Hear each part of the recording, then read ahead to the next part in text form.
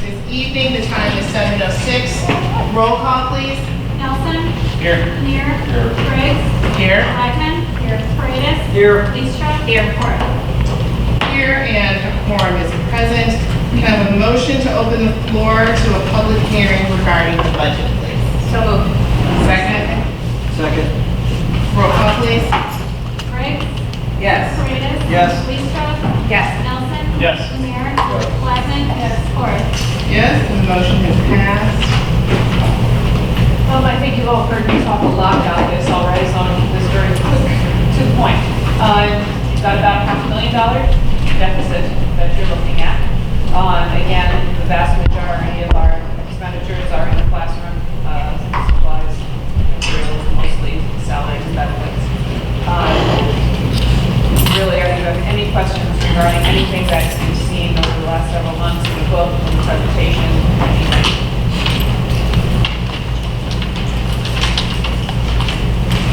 Bring it up. You have left us all speechless. No questions for you. Doesn't happen often. Okay, no, if there are no questions or comments about the budget, Fran, I need a motion, please, to close the public hearing regarding the budget. So moved. Roll call, please. Paredes. Yes. Nelson. Yes. Briggs. Yes. Blackman. Yes. Lanier. Leestra. Yes. Ford. Yes. Dan was distracted. Sorry. And, okay, we will move on to item number 3, which are audience comments, and I do not have any takers, so we'll keep moving. Next item, student and staff recognition, which is always the best part of the job.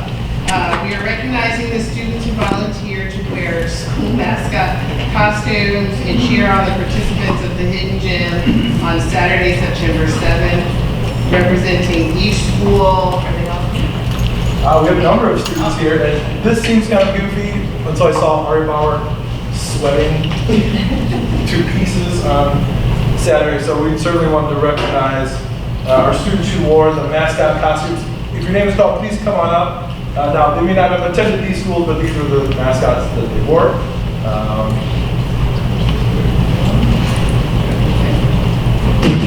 That was it. So at Baltimore Hills, Emerson, right?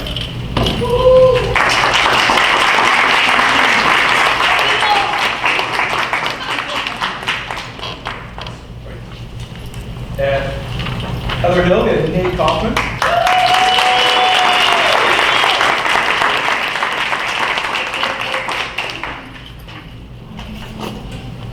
At Serena, we had Bennett, right?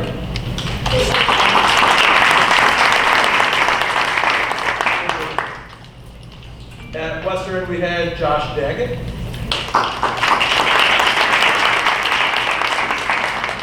And then at Parker, because that was a big commitment, we have several students. Ari Bauer.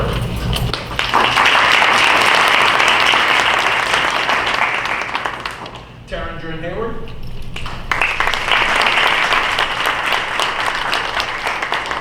Douglas Austin. And Kai Scott.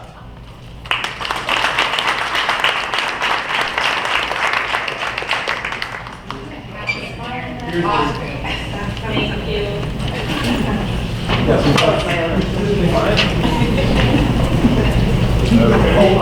Yeah, Right side up.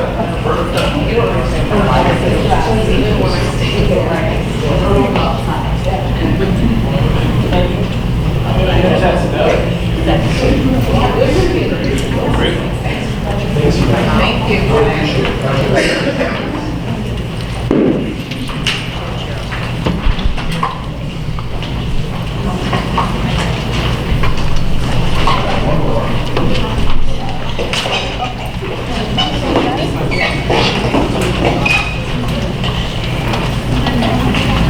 For our next recognition, we'll be recognizing several staff members. We have 3 staff members who recently received advanced degrees, and we'd like to formally recognize this accomplishment.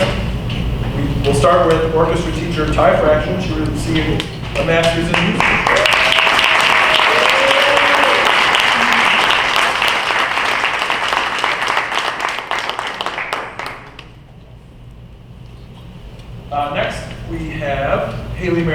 third grade teacher at Heather Hill, received a master's in reading.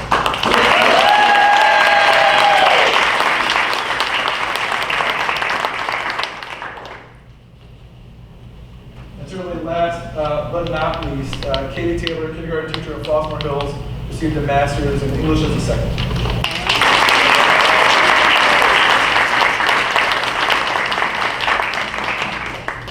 And Katie ran the hidden gem.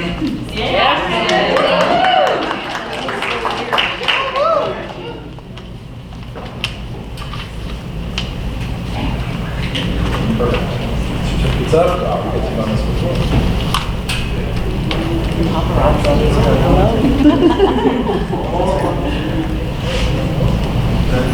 Wonderful. Thanks, you guys. Really appreciate it. Congratulations. To make her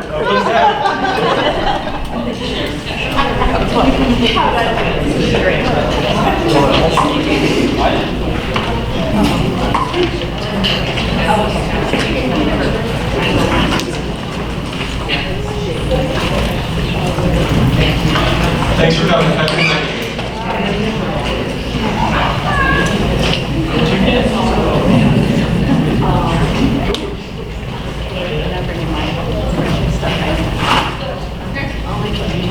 We are going to keep moving. The next item on the agenda is the superintendent's report.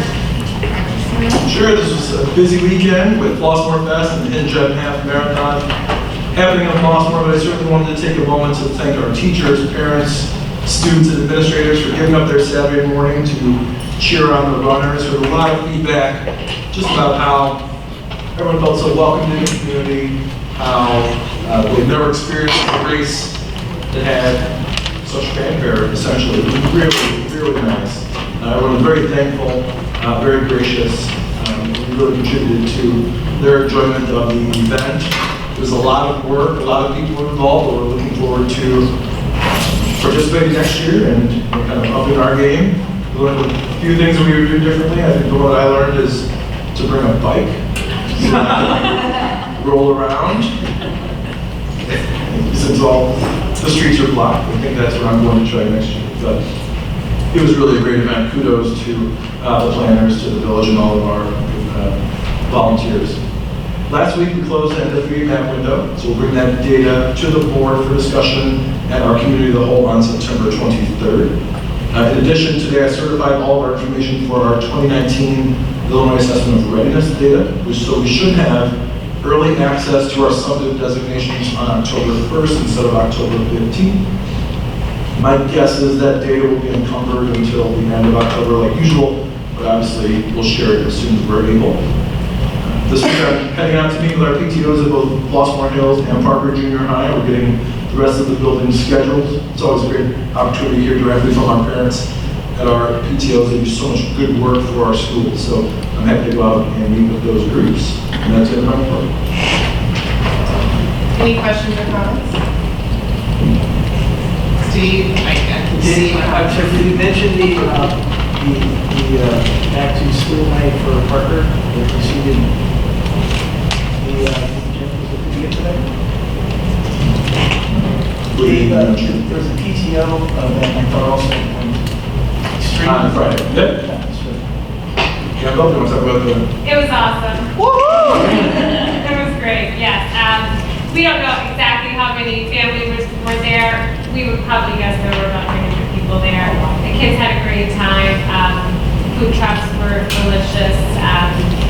My kid had a great time. Little kids, big kids. Music was awesome. Could not thank our PTO enough and our teachers and staff who came out to support us.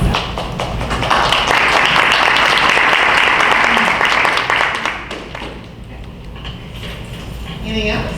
Okay. We're going to move on to committee reports, equity and inclusion.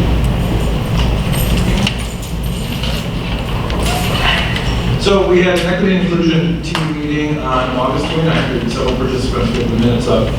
What we're doing with all of our committees, we're building a section on the website where we'll put all of our information so that everyone can see exactly what we're working on. But we initially talked about just recruiting our new members, how we want to reach different people. We had a few new people join us, which was absolutely fantastic.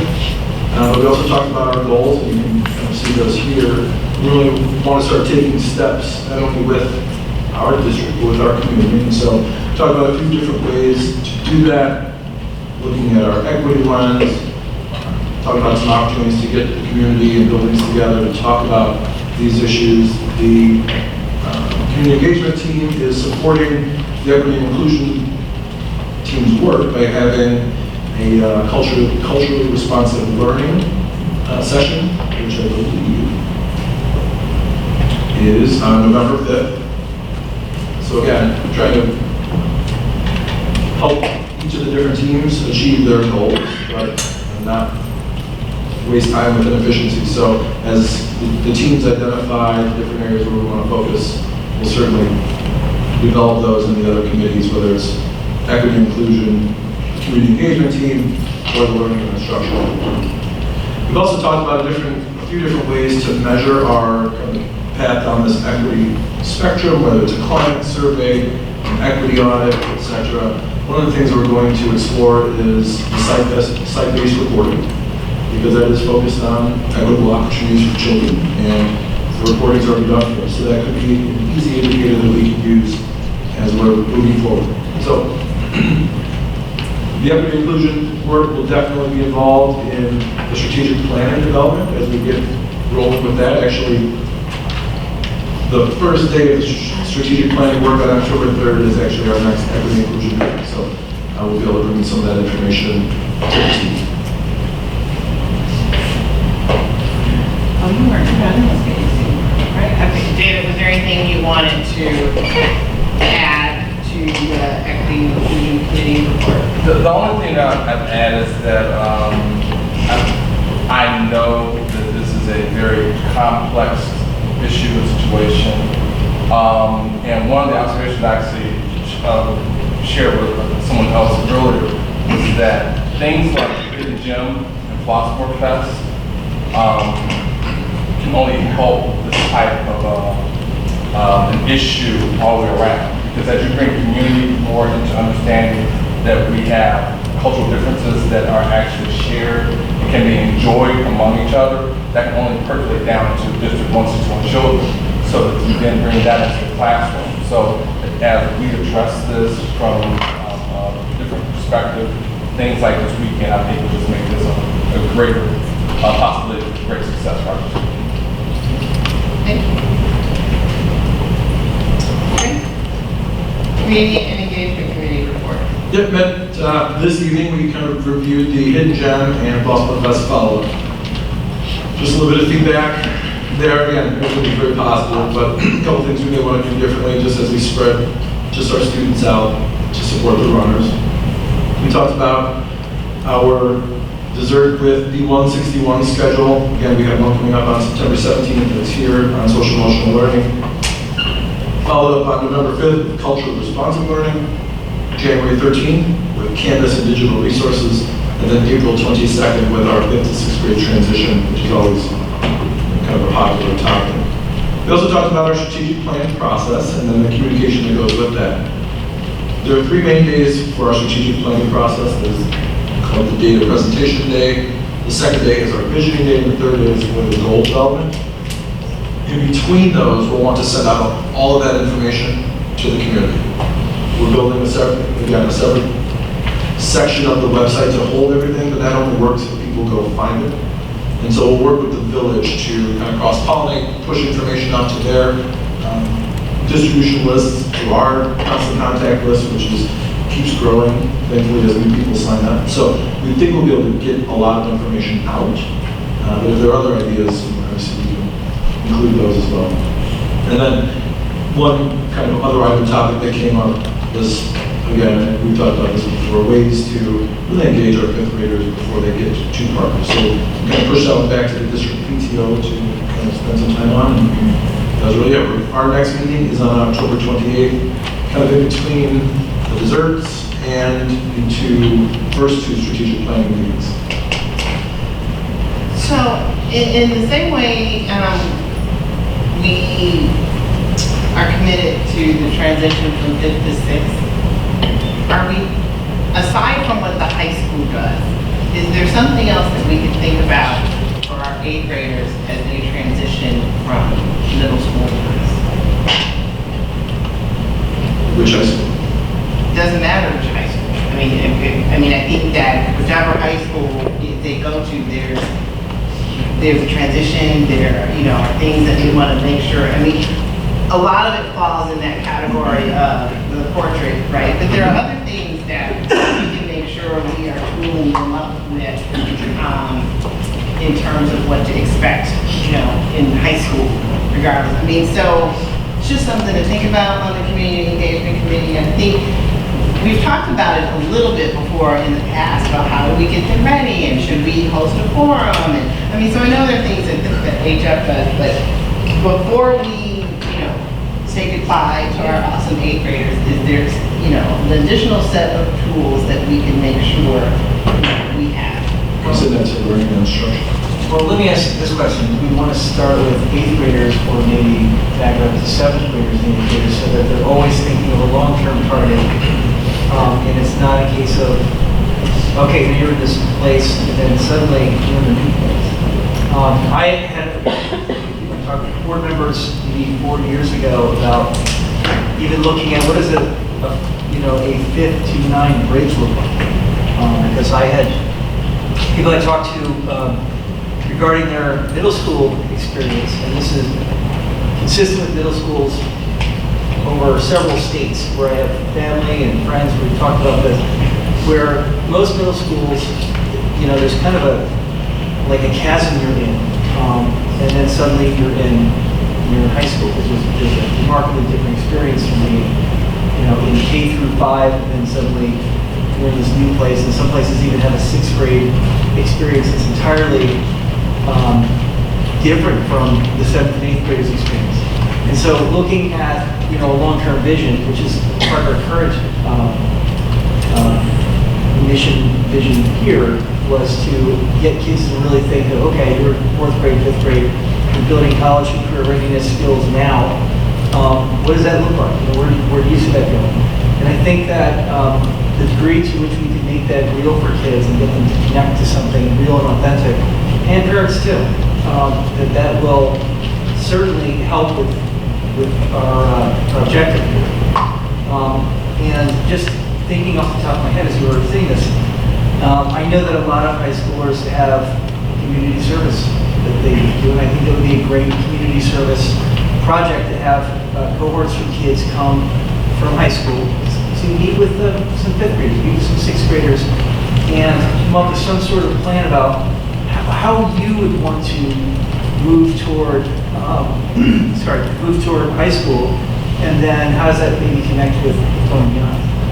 In terms of our strategic plan, where it was really stressed the importance of having high school kids who had gone through our system to give input for our next 5 years. Certainly, kids are a tremendous resource for helping adults who see things very clearly to communicate that to kids who see things in an entirely different way. So that would be, I think, maybe something we can explore or something along those lines.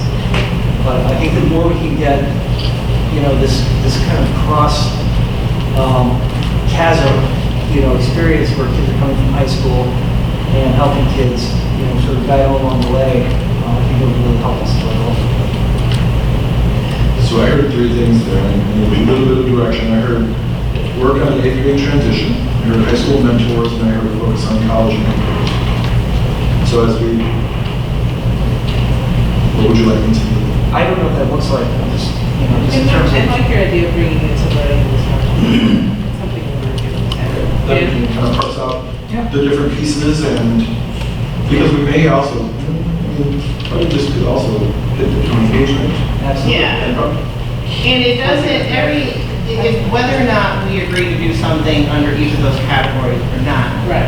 we can figure that out. But it also doesn't have to be anything huge. Right. So when you guys take this back, I don't want you to think, we've got something amazing, that it's, how do we just make sure that we are talking to our 8th graders about Even if we had kids who are in different electives, and, you know, athletics is a big target, because all kids in the moment they can run, want to run and play professional something. I think that it would be nice if kids from the basketball team or football team or soccer team, you know, came and gave a presentation on what high school sports look like. That's very important for our community. I felt that one of the binding elements in this community that we're in is Flossmoor baseball.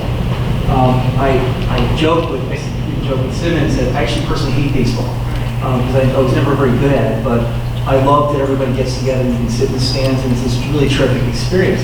And I think for a lot of families, dare I say most of them, if you have the opportunity to have, you know, our great athletes at HF, at Marion, and even the few that go on to Blue, you know, or even kids going to Mount Carmel come back and say, okay, this is what, you know, high school sports looks like. This is where we want to go beyond.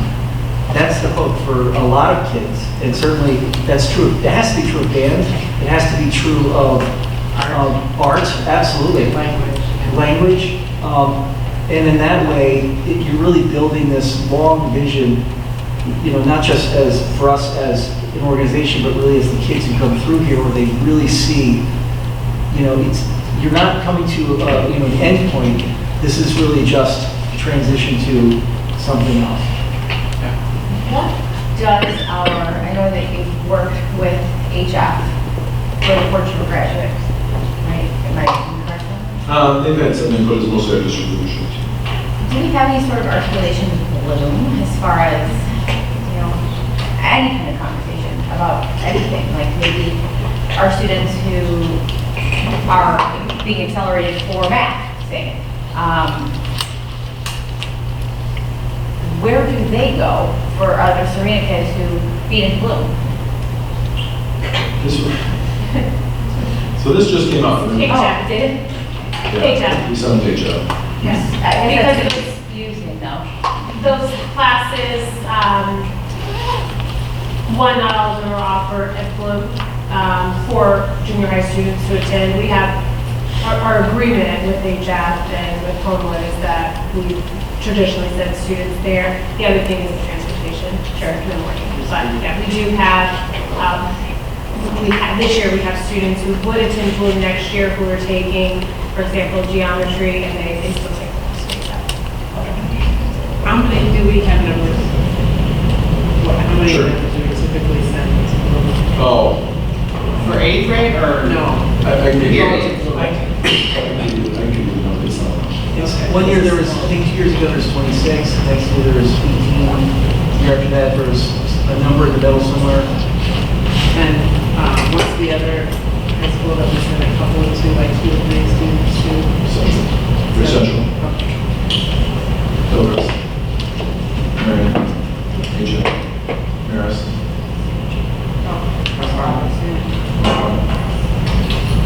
But obviously the bulk part is HF, but I'd say next public draw would be Bloom. And then I said one neighborhood to Ridge Central, where most of those families choose a private option. And then there was just one sliver on the northwest side that attends HF.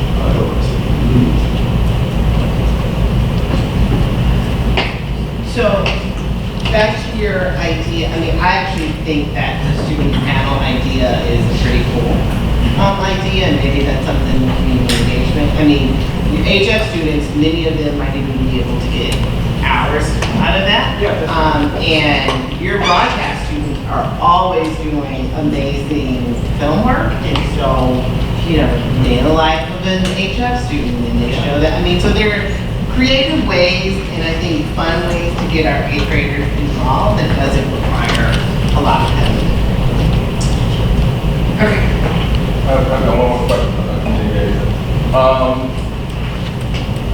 Can you elaborate a little bit more on the one where ways to get 5th graders together before one department? The reason I asked that question is because one of the ideas I know was bantered about was trying to to the points that you guys already discussed with eighth graders, trying to find ways for maybe our schools, all four of the elementary schools, to get together so that they actually can know themselves before they get to fifth grade, when they just be part of it, so not taking a large culture shock.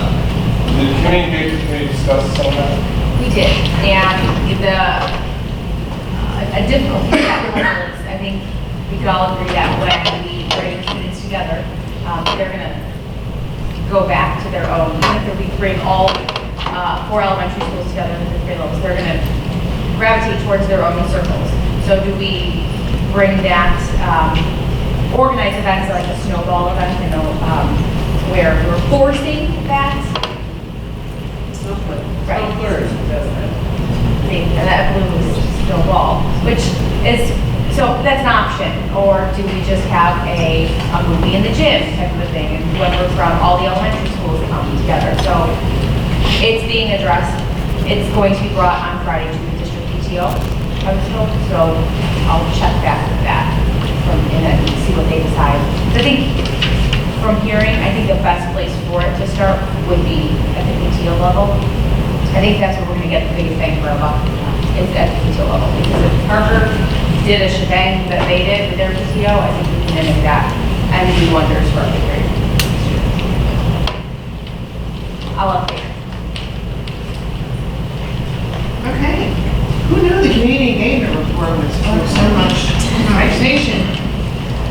Okay, so we're going to be moving. I need a motion, please, to approve the consent agenda,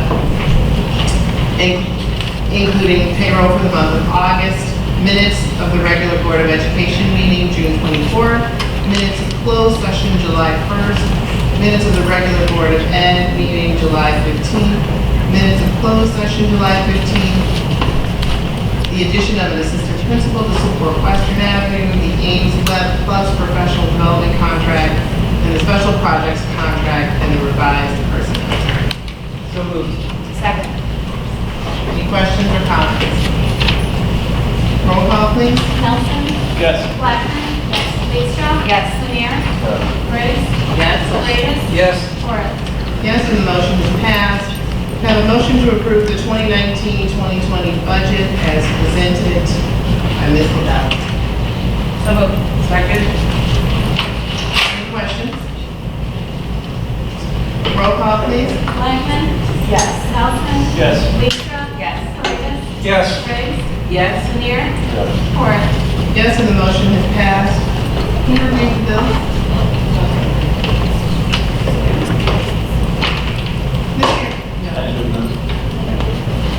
I'm not told. What was the question?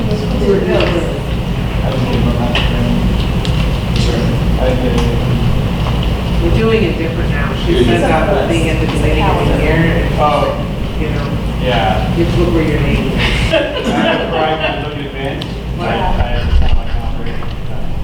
I'm gonna put a specialist. Cameron Nelson. It's not on my calendar. We should send them shortly notice. I can go through it now.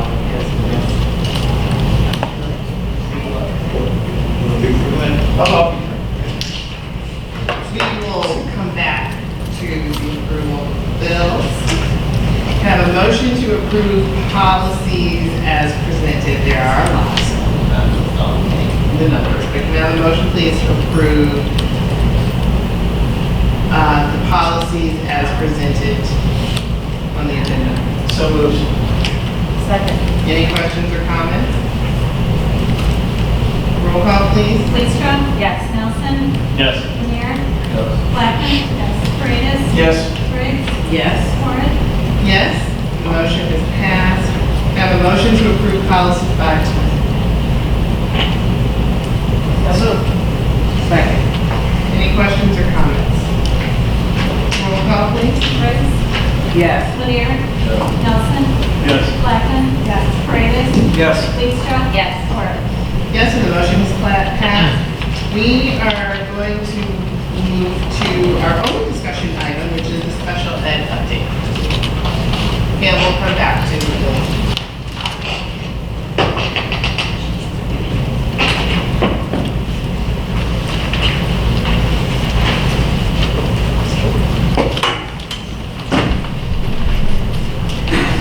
everyone. I just want to let you know that I appreciate the opportunity to present the work of the Special Education Department that happened in conjunction with building administrators and the special ed administrative team. So let's look at the data from Park IAR and from MAP. So this first slide talks about the special education data, and this is MAP, and this is mathematics, and we had both Park data from 2016, 17, 18, and the testing switched to IAR. As you can see, we improved in the last year in under special education. So if you look at the did not meet category for math, in 2018 we were at 44%. We want that number to decrease. So we've dropped over 6% to 38.2. As you move to the right, partially met dropped as well, which means we are moving toward in the right direction. Approaching, we increased by 7% the students that were approaching in mathematics.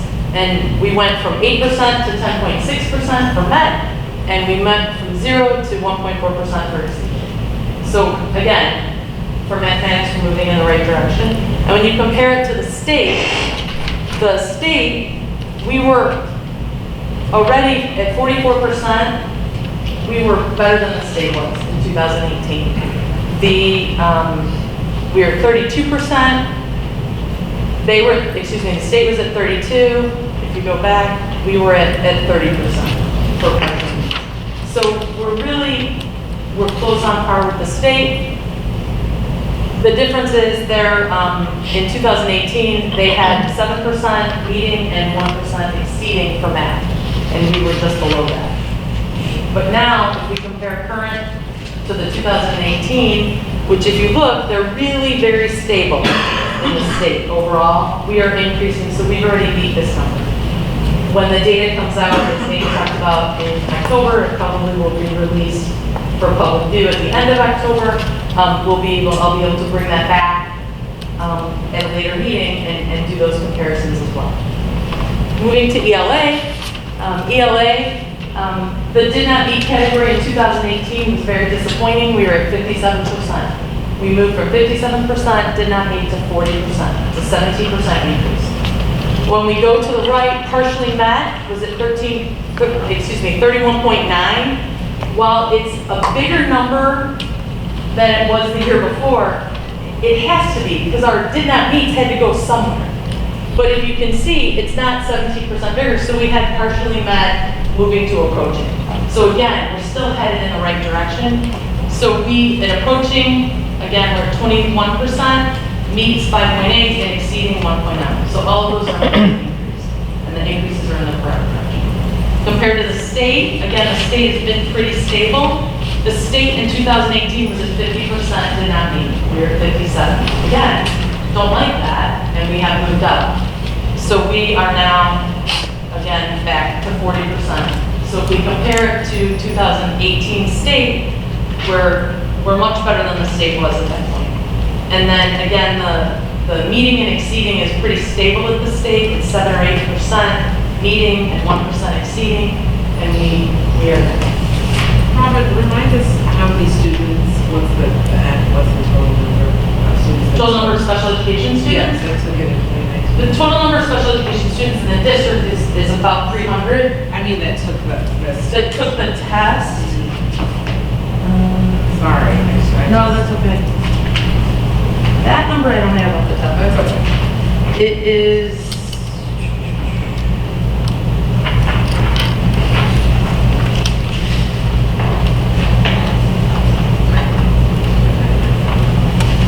I didn't totally. Yeah, that's tough. That's okay, I'm Can we- sorry. I can get it for you. We can follow up with that. Based on- Am I good roll, okay? Yeah. Okay.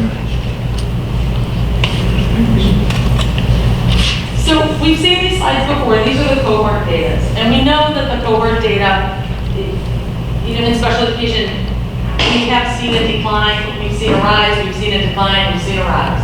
So in looking at them, I'd just like to point out, if you start in 2016 at grade 4, at that point, 0% of those kids met in 2016. In 2017-18, the fifth grade teachers seemed to work a little bit, work miracles there, and moved it to 4%. And then they dropped again when they hit sixth grade.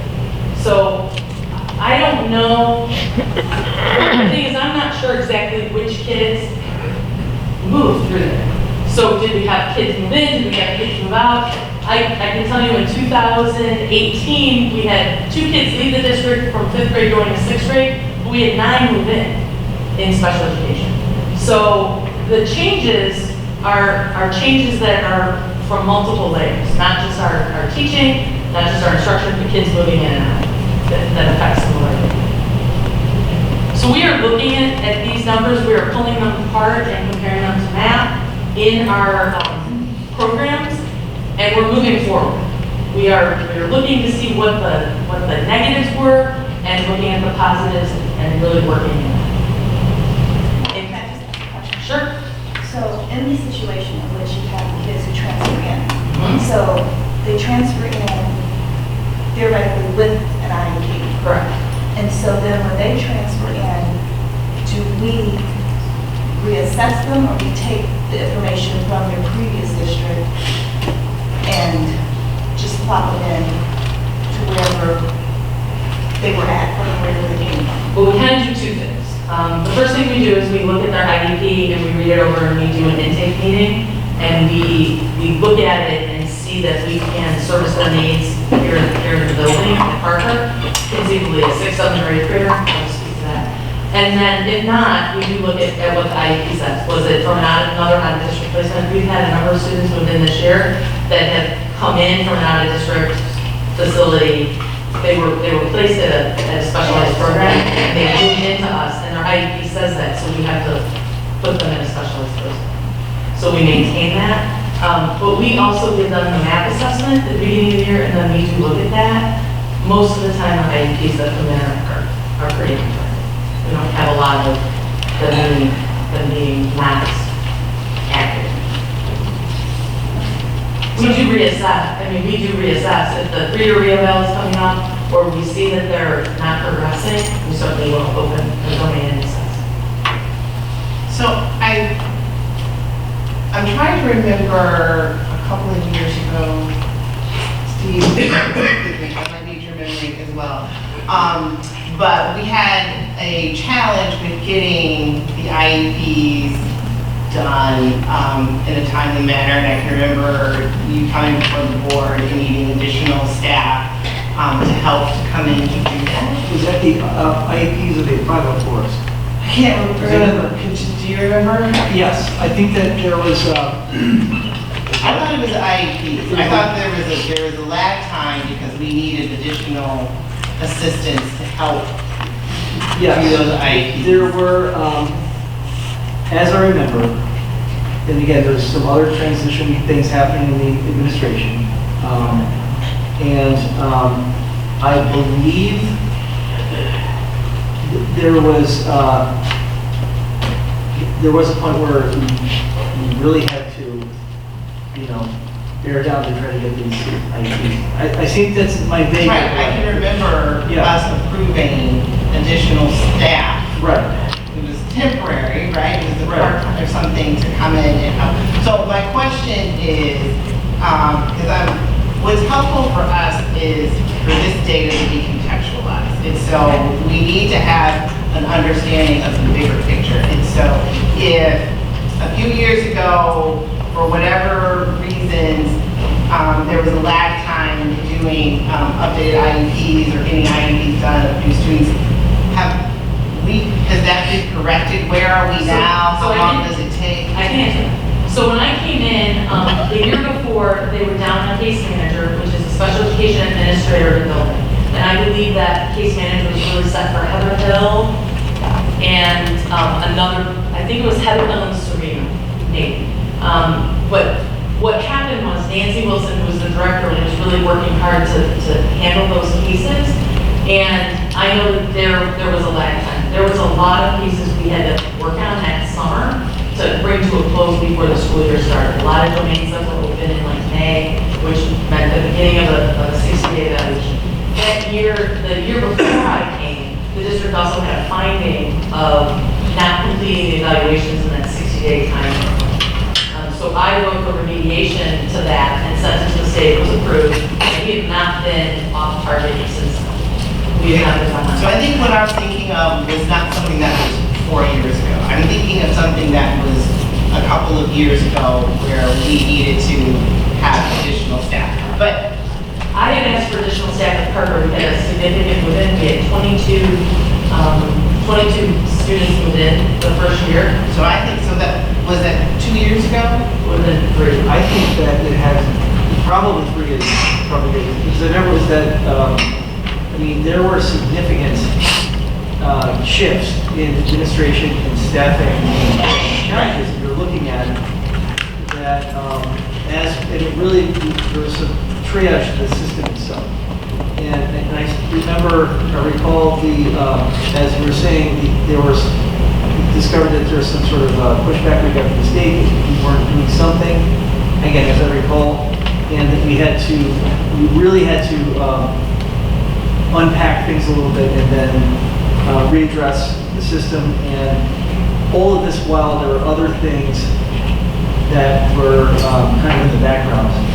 As you know, here we had several big administrative shifts. Right, yeah, I think, so I'm remembering pieces of that.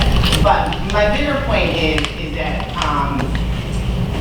how much of this, and I will, you don't have to answer this question just yet, you can finish your presentation, but I'm really curious to understand how much of this are systemic issues and bumps, flaws, whatever you want to call it, in our system, in our program that need to be fixed. Because we can come up with the most fantastic plans and ideas, but if we haven't figured out what in the system is not working, then we won't be able to really serve our students the way that we need to. So if a few years ago there was a lag in when IEPs were getting done or a staffing issue, has that been corrected? And if not, you know, what are we doing to make sure that IEPs are being done and evaluated and assessed, monitored, tracked, whatever, in a timely manner?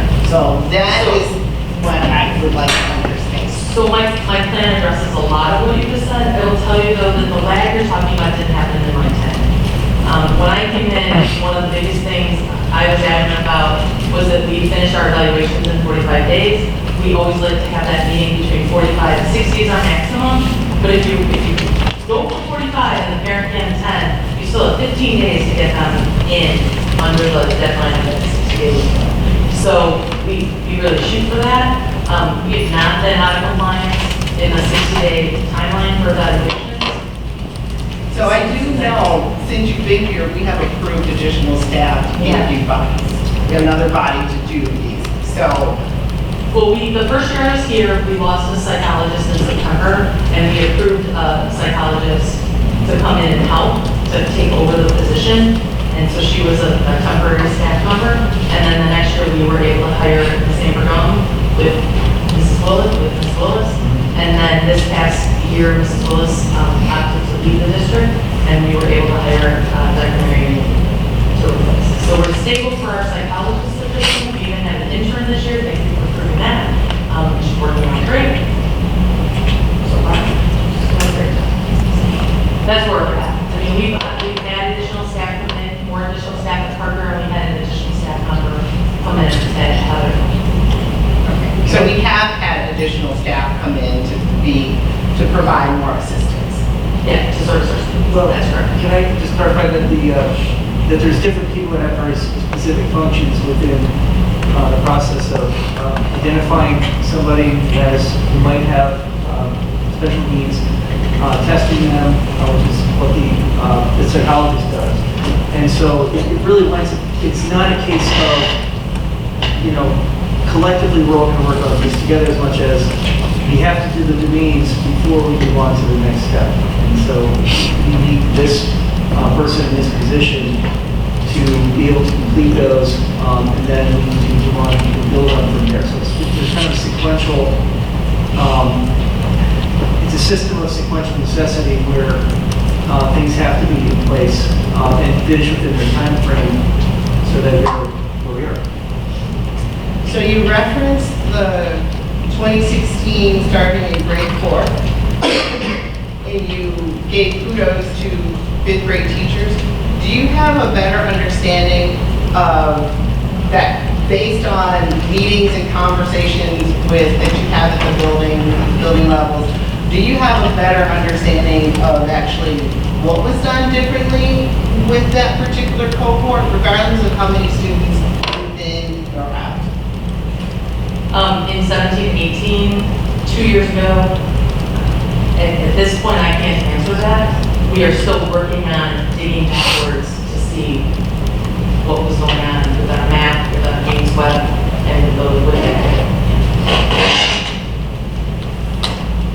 In terms of moving from 17 to 18, we do have information regarding what was going on. We had a dip in 6th grade. We had a lot of challenges at Parker in regard to our students and our students continuing our growth and needing at Parker. And the plan that I have talks, if you want me to jump to that, it talks about some of the systemic things that are in the background. Our co-taught classes were not organized as well as they could have been. They are very well organized this year. We have looked at a number of different pieces.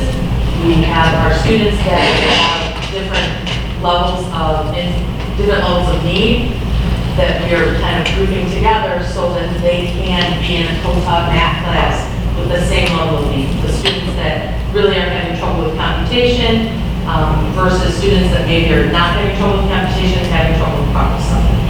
Or the students that have reading that is really affecting their math. Those are the kind of groups that we group together.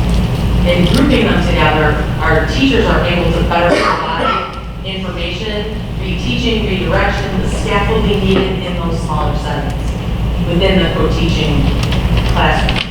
We've also adjusted the general education students in the co-teaching classrooms. They're heterogeneously grouped. It is, most of our levels of students are advanced. Students are in the advanced classes. The rest of the students are heterogeneously grouped into the co-taught classes. So there's more role models for our special education students, and our special education students also get to be role models to other students in the classroom. Chief, go ahead and continue. We can circle back to more of the systemic issues that you have. In ELA, we have seen some of the similar things. We've had some cohorts drop. Again, in 4th grade in 2016, the same group of students, they were at 3%. Again, in 5th grade, they moved up to 7, and then in 6th grade, they got back down to 0. So is some of it the student group here? Maybe. We are really looking at the change from 5th grade to 6th grade and what occurred.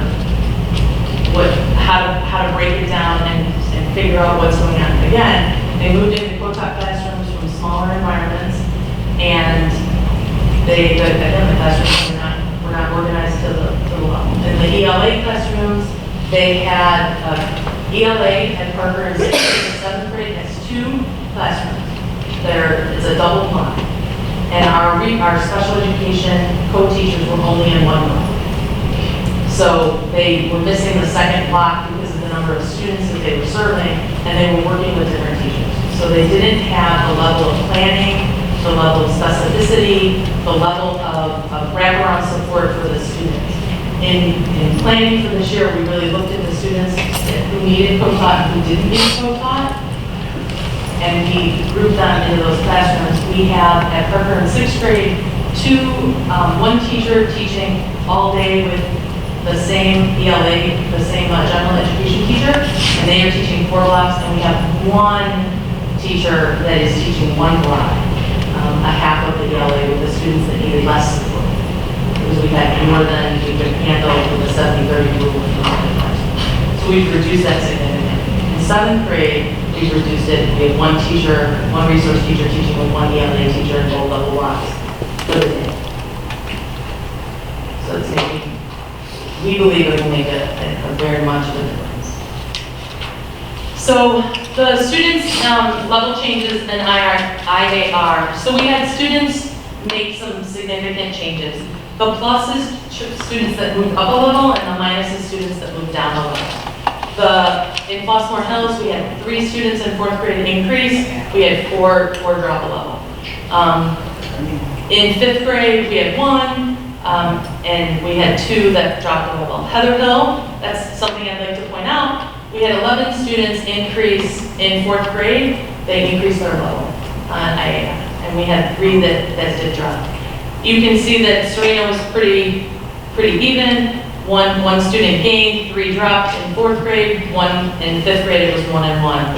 In Western, we had 4 students drop a level in 4th, but in 5th grade, 2 students went up and nobody dropped. In 6th, 7th, and 8th, you can see that we had 6th grade, 4 students that went up levels and 10 students that dropped a level. But I'd like to point out 7th grade. In 7th grade, we had 15 students that increased a level. In fact, I think 2 of those students increased 2 levels. The co-teaching pairs and the instructional teacher was, the co-teaching pair has been teaching together for 2 years. They taught all day together. There were 4 math classes that kids were placed into, and they really made a significant difference. They planned together all day. They worked together on the projects, on all of the planning, and we can see that made a tremendous difference. In 6th and 8th grade, we have not had consistent pairs for the last few years. Well, that 7th grade group that increased by 15 the year before, that was not the bad year, right? In math, last year, 18-19, that group, that 15 is 5.1%. The year in 6th grade, for math, they were at 7%. Can you go back to the other chart? This one? Yes, so, Carolyn just did some quickie math. And so that's less than 100 students. So if we have over 300 students in the district, where do the rest of the students fall? So this chart talks about students that were here in 18 and in 19 that we could identify a level change. If they moved in or didn't take the test for some reason, either in 18 or 19, they're not part of this data. But the 300 students I refer to are all pre-K through 8th grade. And so only 3rd grade through 8th takes it. And I don't have 3rd grade on here because I can't see a change because it's the first year they took the test. So I'm missing pre-K, DC, K1, 2, and 3 for the total number of That students. didn't go up or down are not represented here. Correct. These are just students that made a change. So do you have a sense of what that data looks like, the students who didn't make a change at all? Well, they didn't make a change, so they were either, if they were, did not meet, they stayed and did not meet. Oh, I understand that, but do you know How many? How many, yeah. Offhand, I do not, but yes, I have that data. Would it be fair to say that our goal for the move presented this way, so we have a year where 50 students moved up and none moved down, presumably some other number just stayed the same. Is it fair to say that our district's goal is to get all the data columns to 0? I mean, why, this isn't a sweetheart slight move down, right? And I would fairly significant. The moves, it could have been 2 points that moved them. In 7th grade, we had 22 students that increased their raw score, and 15 of those moved 11. So the leveling, there's like 50 points in each level, and so like Heather Hill defined the kids that were 5 points away from the next level in their system.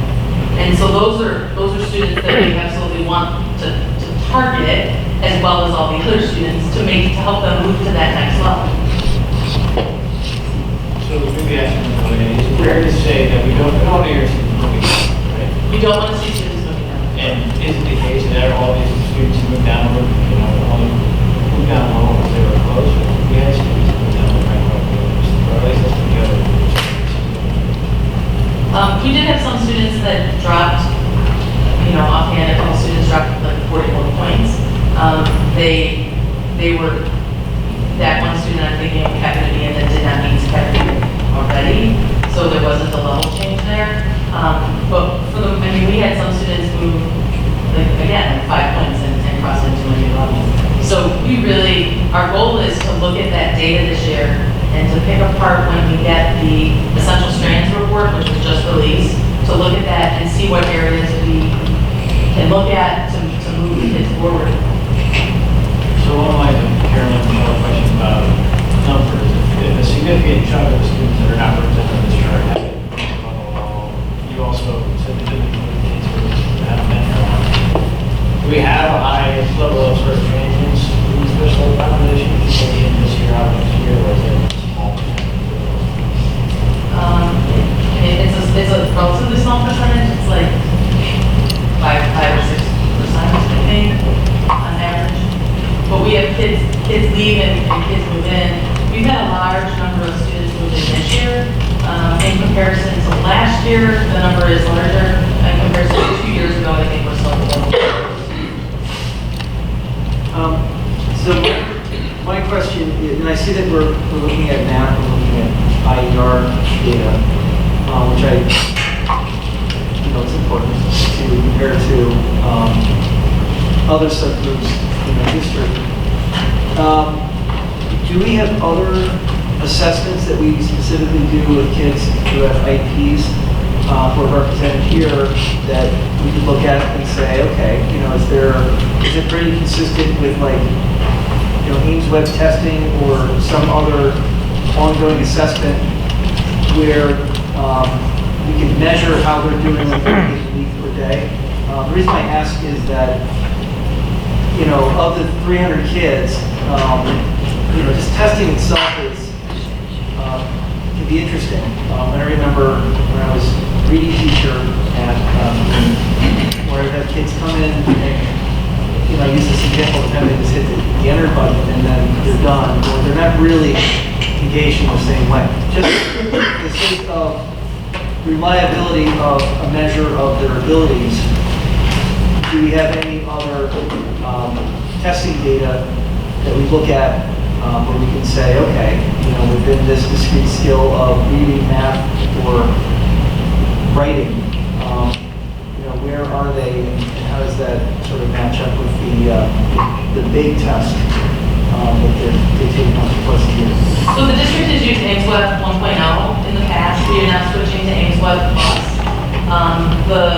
That is our progress monitoring software. Okay. Again, we're benchmarking kindergarten with that versus benchmarking them with math. Sure. But our students are benchmarked with math, and then students that are put into intervention groups will be survey level assessed to find their starting point or their baseline, and then we will be progress monitoring them in reading and math areas.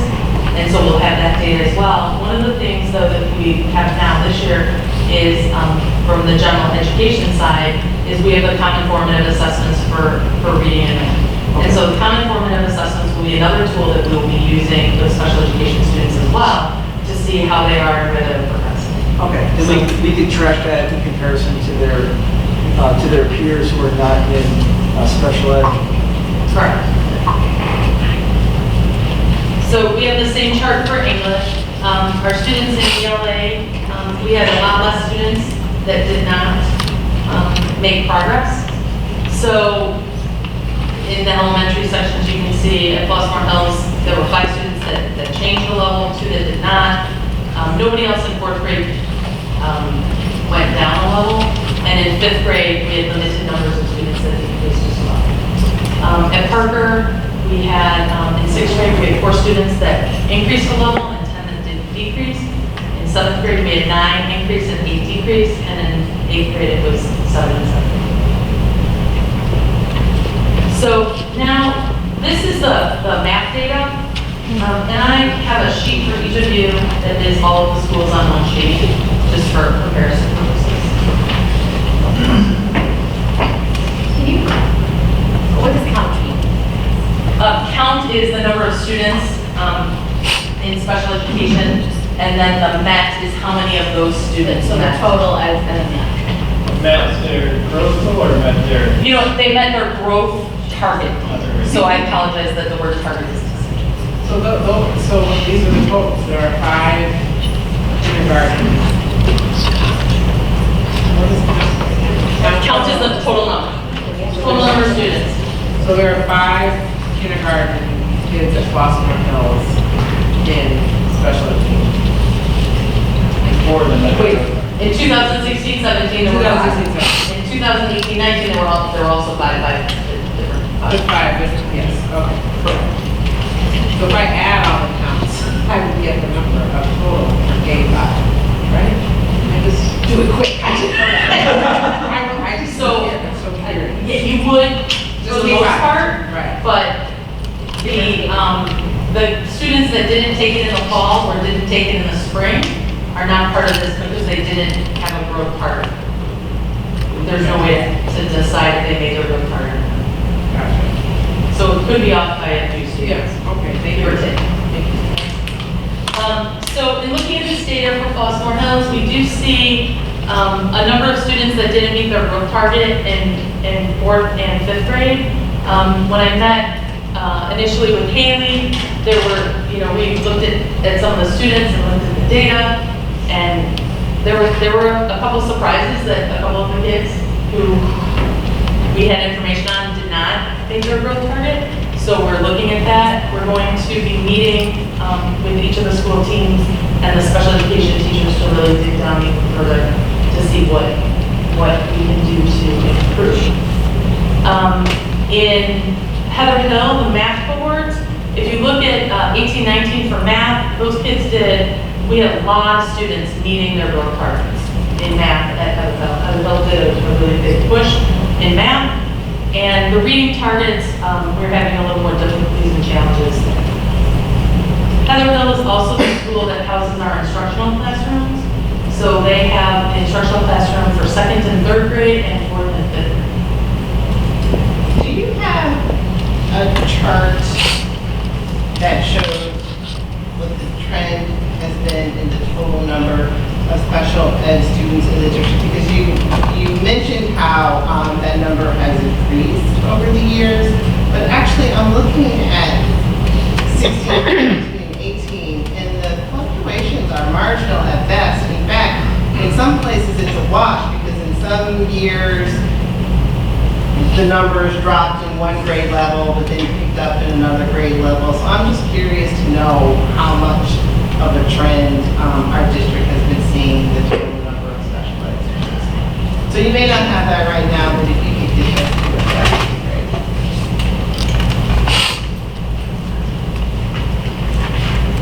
Would that be in the Illinois School Report Card? I'm sorry? Would that be in the Illinois School Report Card?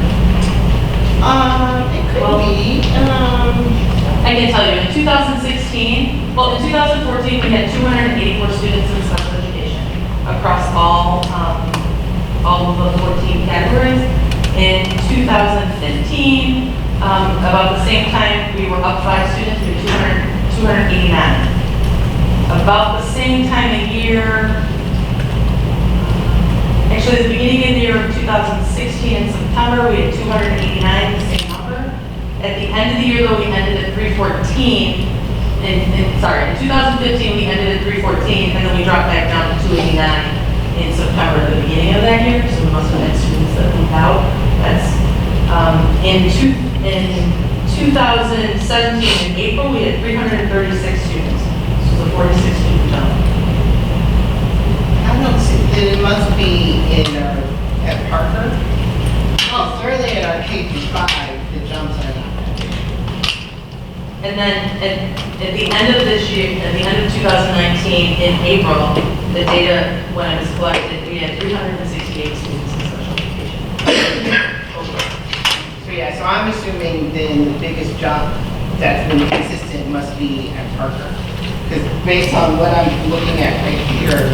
Again, these students though are students that both had a beginning of the year math score and an end of the year math score to get the growth. So there may be some students that are not accounted for.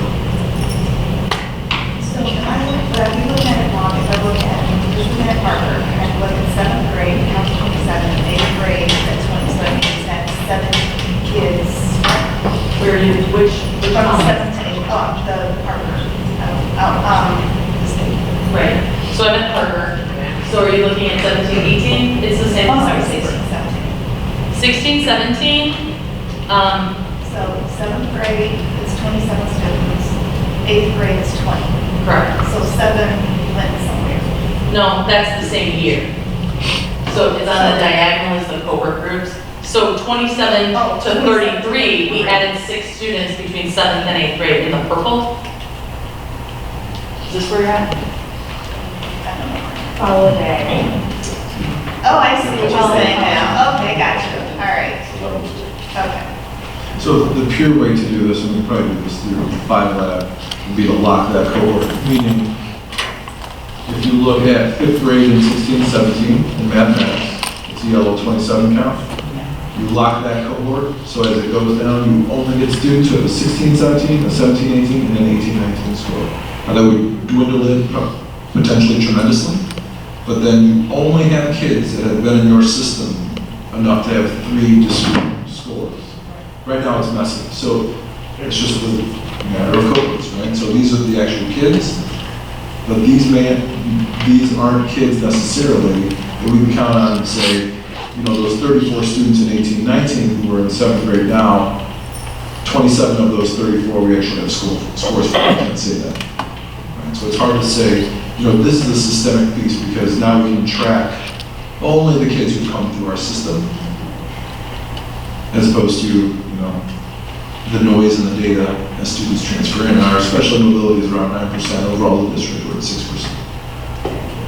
So again, who's not counted on this under the count number? Because Carolyn just did her super math again. Right. And the total number, what did you come up with? 167. 100. Math, 165 for ELA. Total. So with this, I included 5th grade, just to give a comparison. I took them out. What are you adding? What are you trying to figure out? I'm trying to figure. Because these numbers are, you know, so let's look at 16, 17 for reading. So I did 18, 19, I added 30, 34, and 32. 96. Okay, So for that's Parker? Parker math. Yeah. Okay. And then I went back to 4th and 5th for all the other schools. Okay, so in that 30, that would be any 6th grader in 2018 that has a fall math score that would have generated a growth target. So then, can we assume that almost, well, more than half of our students then did not have data that would allow them to generate a growth target? No, because No. some of them are K. I count 95 in K1, 2, and 3. Parker's about 10%. I mean, that's 10% of the student body of Parker. It's about the percentage of special education students. These are only special education. Right, but if our total number of special ed students is 300 and something, I'm not understanding why the math is not adding up. So K3 would be around 95, and then the other 40-something would be in pre-K. Is there about 40-something? 40? That's why I think we bring this back. I'm gonna stop counting. Well, only because the back of the envelopes, I want to make sure that we're giving you the right numbers. But that's the right number for fun. I mean, it should be about 10%, give or take, maybe a little bit more than those ones. But again, if you're averaging 300 kids per class, 30, 34, and 32 is about right. And again, these are only students with a fall score. So if you came in November, you have an IEP, you're not on because you don't have a fall math score, which would be generated the growth. So we picked up 47 special ed students in 2017, 6 in 2018, 26 in 2019. Is that Parker or? No, just overall. So that means we're creeping up on 400 special ed students. What? Correct. Creeping up on 20% of our student population. right now, the number from the state leaves us at about 13%. I'm guessing that, so how are the new students that are coming in performing? Are they new in the sense that they're to our district, but they residents, or new to Foxborough and our surrounding towns? The special education students that are moving in, they're coming from a variety of suburbs. We have 2 or 3 came from Brentwood Hills. This time we had a couple from Madison. How are they doing? Oh yeah, we had, CPS. I don't know, what, 4 or 5. I'd Kansas, like Georgia, to- CPS. I'd like to note though, so yes, we judge that number, but I guess it's important to realize that just because they're in special education, it may just be a service. So it's not that it's a full, like, inclusion, or, but it could be just a reading, ELA, or a speech, or something like that. That's important to remember too. So, We've expanded our preschool program, and so we also have students that get a speech IEP in preschool, so that's another service.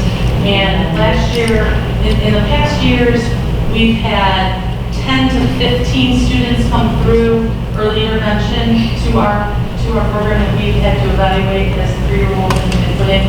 Last year, from March to August, we had 27 students on the 3-year-old list from early intervention. That's a significant number that came in and had early intervention services that were transitioning. Because in the past, it was 15. Your point is well taken though, because when we talk about this, we talk as if we're talking about a population of students who all have severe needs, and that is not the case at all. So, so thank you for pointing that out. Special education has a range of services. At a minimum, we have students that are speech only. At a maximum, we have students that are significantly cognitively disabled and multiply impaired. So that is they have multiple disabilities. So that's the range. Even within a specific learning disability, we can have a student who has a very light level learning disability, and then we have a student who has a very severe learning disability. So it really just depends. One of the things that I answered in the questions is we've had a significant increase of ED and OHI students. So those numbers have gone up considerably. What was OH? OHI is other health impairment. It takes in multiple things. Predominantly, it is attention deficit. Falls under there. And even in the designation of the attention deficit, there's 3 different categories. There's one where you're floating around, you're not really paying attention at all. There's one where you're just really hyperactive, and then there's the combined where you're both of those. And even within those designations, there may be a whole host of other issues, and of which 30 kids who are designated ADHD are identified, if I'm not mistaken, also have other things going, such as specific needs. So, as much as it's difficult to differentiate a classroom from the needs of 25 students within a group of kids designated with, okay, this person has a specific learning disability, this person has, is designated ADHD, hyperactive. There's a whole host of specific things that you might have to address. There's a giant book that I possess that it's maybe 600 pages, where it just catalogs different manifestations of things to be aware of, we'll call them, and then suggestions of how to deal with that most effectively based on data. So I mean, it's really heterogeneous as opposed to a portrait of a kid with spectrum needs. So doesn't that suggest that 400 almost kids, it's a huge array of skills. And so, and I really appreciate all the time that goes on into providing extra data to those questions. But we'll sort of back to, we're trying too hard to describe a huge array of kids with some numbers. Of all this discussion that we've had this last board meeting, it just comes down to, I think very simply, that we're supposed to be serving all students. And we have students making significant factors, as these numbers indicate. And this is like especially unflattering way to use data. Through our process, we probably selected some of our most difficult students, but at the end of the day, you know, what's going on at the building level and what's going on at the, you know, I would hope that if any student moved, you know, dropped 30 points on his math test, that prompts, you know, a significant immediate response at both the building level and within the special ed department. So I assume that's what it does. So but it's still, we're still seeing back. And I think that as board members, it's all, I don't know these students, and all I can really say is I don't want to see that at all. And what do we have to do to stop? So I have the tracking data from the map from last year, and the IAR from 2 years ago, and the park from 2 years ago, and the IAR data in a specific database, and we've been studying that data and looking at it. We've been looking at the progress monitoring data to see what areas we're missing with our students. And we're looking at those. What about studying the students? I mean, the student, I would expect, maybe I have this wrong, right, on the division of who's responsible for what, but that Heather Hill, right, or I expect the principal and the teachers involved, if we get to know every student and why they're involved, right? So, there's no common trend, no common theme, it's just everyone, we don't have any explanation. The anecdotal data from the students and from the interaction with parents strikes me as equally or more valuable than trying to slice it this way. Can you repeat that again? I missed the last. It's just the anecdotal data, you know, we never seen it. We don't want to discuss it in a public meeting, but I just don't, you know, it feels like that would be the more important part of the equation, especially. Yeah, I think, you know, I mentioned this sort of the common form of assessments would be huge, right? Because that gives us the ability to compare students if we're talking about our most vulnerable students. There are students with processing issues. There are students with any number of identified disabilities that were shared with you in my Friday updates last week. So yeah, we have 37 students who are speech issues. There's also another 90 plus that have specific learning disabilities. Those are deficits. It's not an exposure issue. One of the things we have to rule out when we identify students for special education is, are you just behind because you haven't been exposed? And that's just not the case, right? And so as we identify students for special education, there are students that we have provided multiple levels of intervention and support for, and they're still not making progress. So they receive the most amount of in-class instruction, the most amount of intervention, and just the most amount of overall support. And then at that point, we're saying, okay, you obviously have an issue with learning, and you need to respond.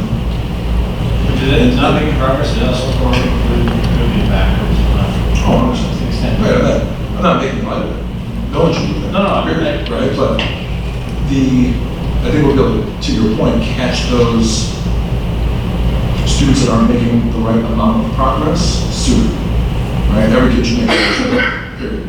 I would tell you every kid who's behind a year needs to make more than a year's growth. Period. We also have to respond to that and determine how we're going to measure that. How effectively are we communicating that to parents? Your kid's a year behind, your kid needs to make more than your worth growth. I mean, are we really telling parents that, or are we, because it's an uncomfortable conversation to have? It is, I think, in Robin's plan, the conversation around setting the goals, that's what it has to do, right? So when we talk about the students in our instructional classrooms, those students could be multiple years behind. Right? And so realistically, we only have kids long enough aggressively to maybe a year and a third growth per year. That is very aggressive. Right? And so depending on where you start, if you're 3 years behind in third grade, we can probably pick up 1 year over the course of the 3, and then another year over the course of Parker, and you're still behind. Right? And so that's why proficiency becomes a challenging marker for us to use. And to your point, kids not moving backwards is a good place to start, because we need to expect growth. Okay, if you don't make a year and a third, at least you maybe, right? That has to be our commitment to all. So if I may, so let me just add a little bit to Cameron's question, which I think I understand. So I think what I hear you saying is,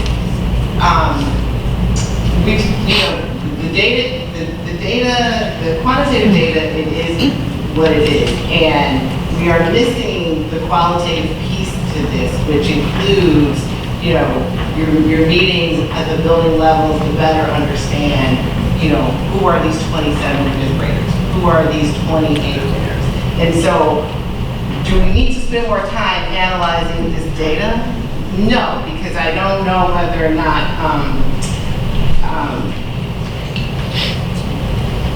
as a qualitative researcher, I use data to help me figure out what questions to ask. I don't use data as the answer to my questions.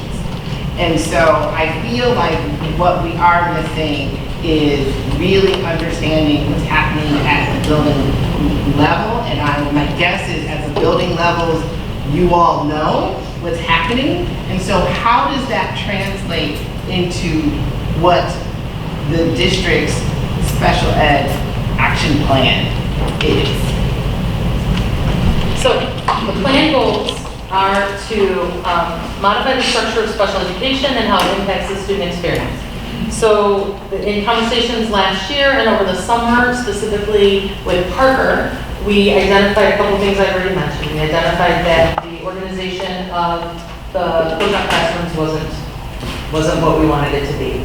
We worked with the teachers, the 5th grade teachers, the 6th grade teachers, and the 7th grade teachers to really look at their student data, to look at where their students were at, to look at what their goals were, to look at what their areas of deficit were, and to really group them in smaller group settings in order to be in the COTAC classroom, to be better serviced without a teacher having to spread across multiple layers of differentiation.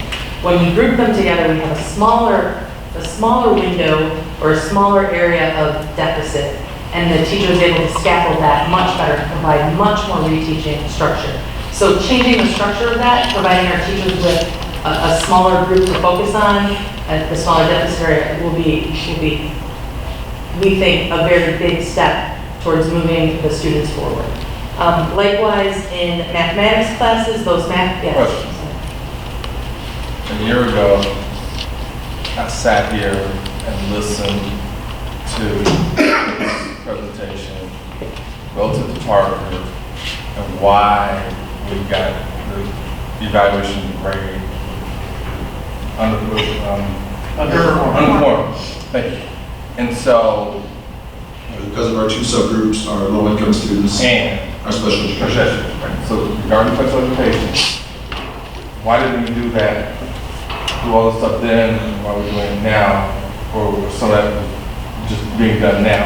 I guess what I'm trying to go to more is not just the data thing, but if we solve a problem, and we're asking what is the root cause of the problem, did we put a plan in place then? And can we now say that that plan failed or successful at what level? And this is why we're now doing something different. Is that what that is? When I see modify the structure of special education and how it impacts the student experience. So you focused on the word modify.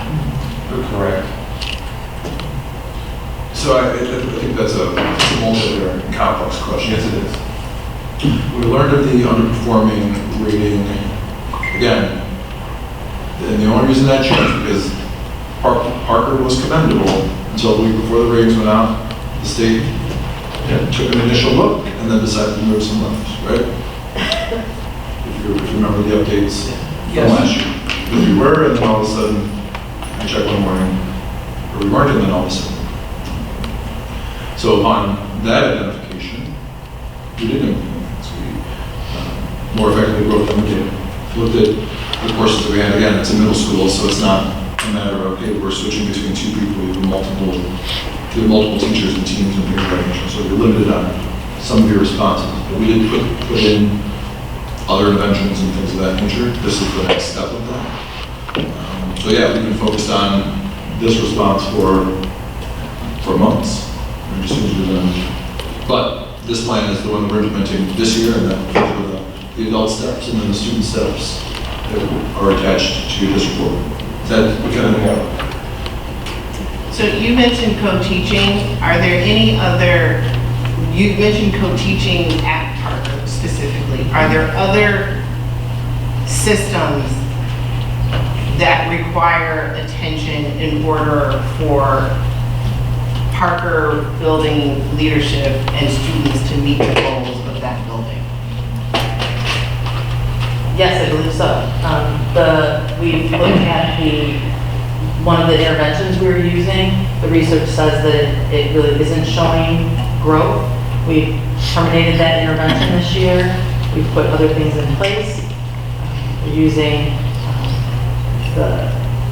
My Perspectives has an intervention tool with it.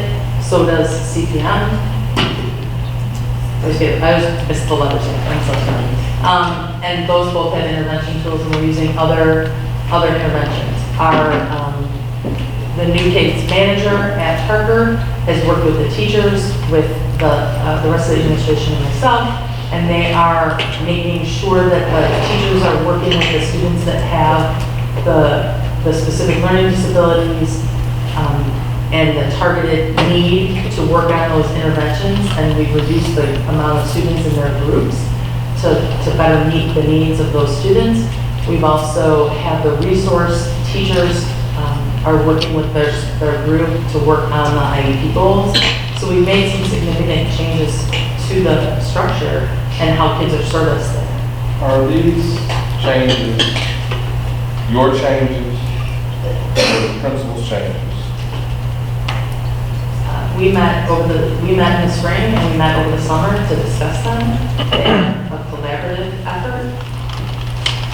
they're mutually exclusive, I would agree with that. Because I will tell you that the only role that we serve here is to support the alignment and coherence at the building level.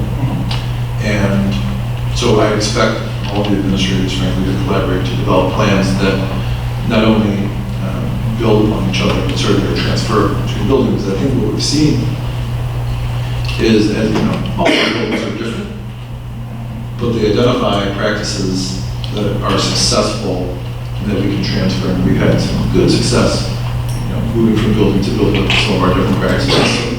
And in this case, department to department. So I'm glad that the principals have worked with Robin on this one, just like they would work with Annabelle on their school improvement plans and each other as well. We present them to each other, we pick them apart, we give feedback, we ask tough questions, because that's how we get better at what we do. What was the answer to Cam's question about, did our parents notified specifically, your child is this far behind, here's what we're doing, here's what you can do? What was the answer? In the IEP, present level of performance indicates where the child is functioning at. We also provide the test scores. We explain the recent assessment data, both AIMSweb and MAP, when we meet with the parents, and then we write goals to bring them up. A special education student is a general education student first. They're entitled to the rights and privileges of everything that a general education student is. But because they're special ed, they get more. And so they get very specific goals to work on to help fill in the deficit areas and to bring them up. The thing that Dana had mentioned is our students have some sort of recognizable disability. So for them to make a year's growth is a challenge. But we expect them to make a year's growth. We are working hard to help them make a year's growth. And in order to close the gap, they have to make more than a year's growth. So we have some general education students that don't make a year's growth. But I would have the same question. Okay, so a hypothesis is that if we have certain process problems that we're working on in the district, and that our special ed students are encountering the same problems, and it's just hurting them more, because general education students, I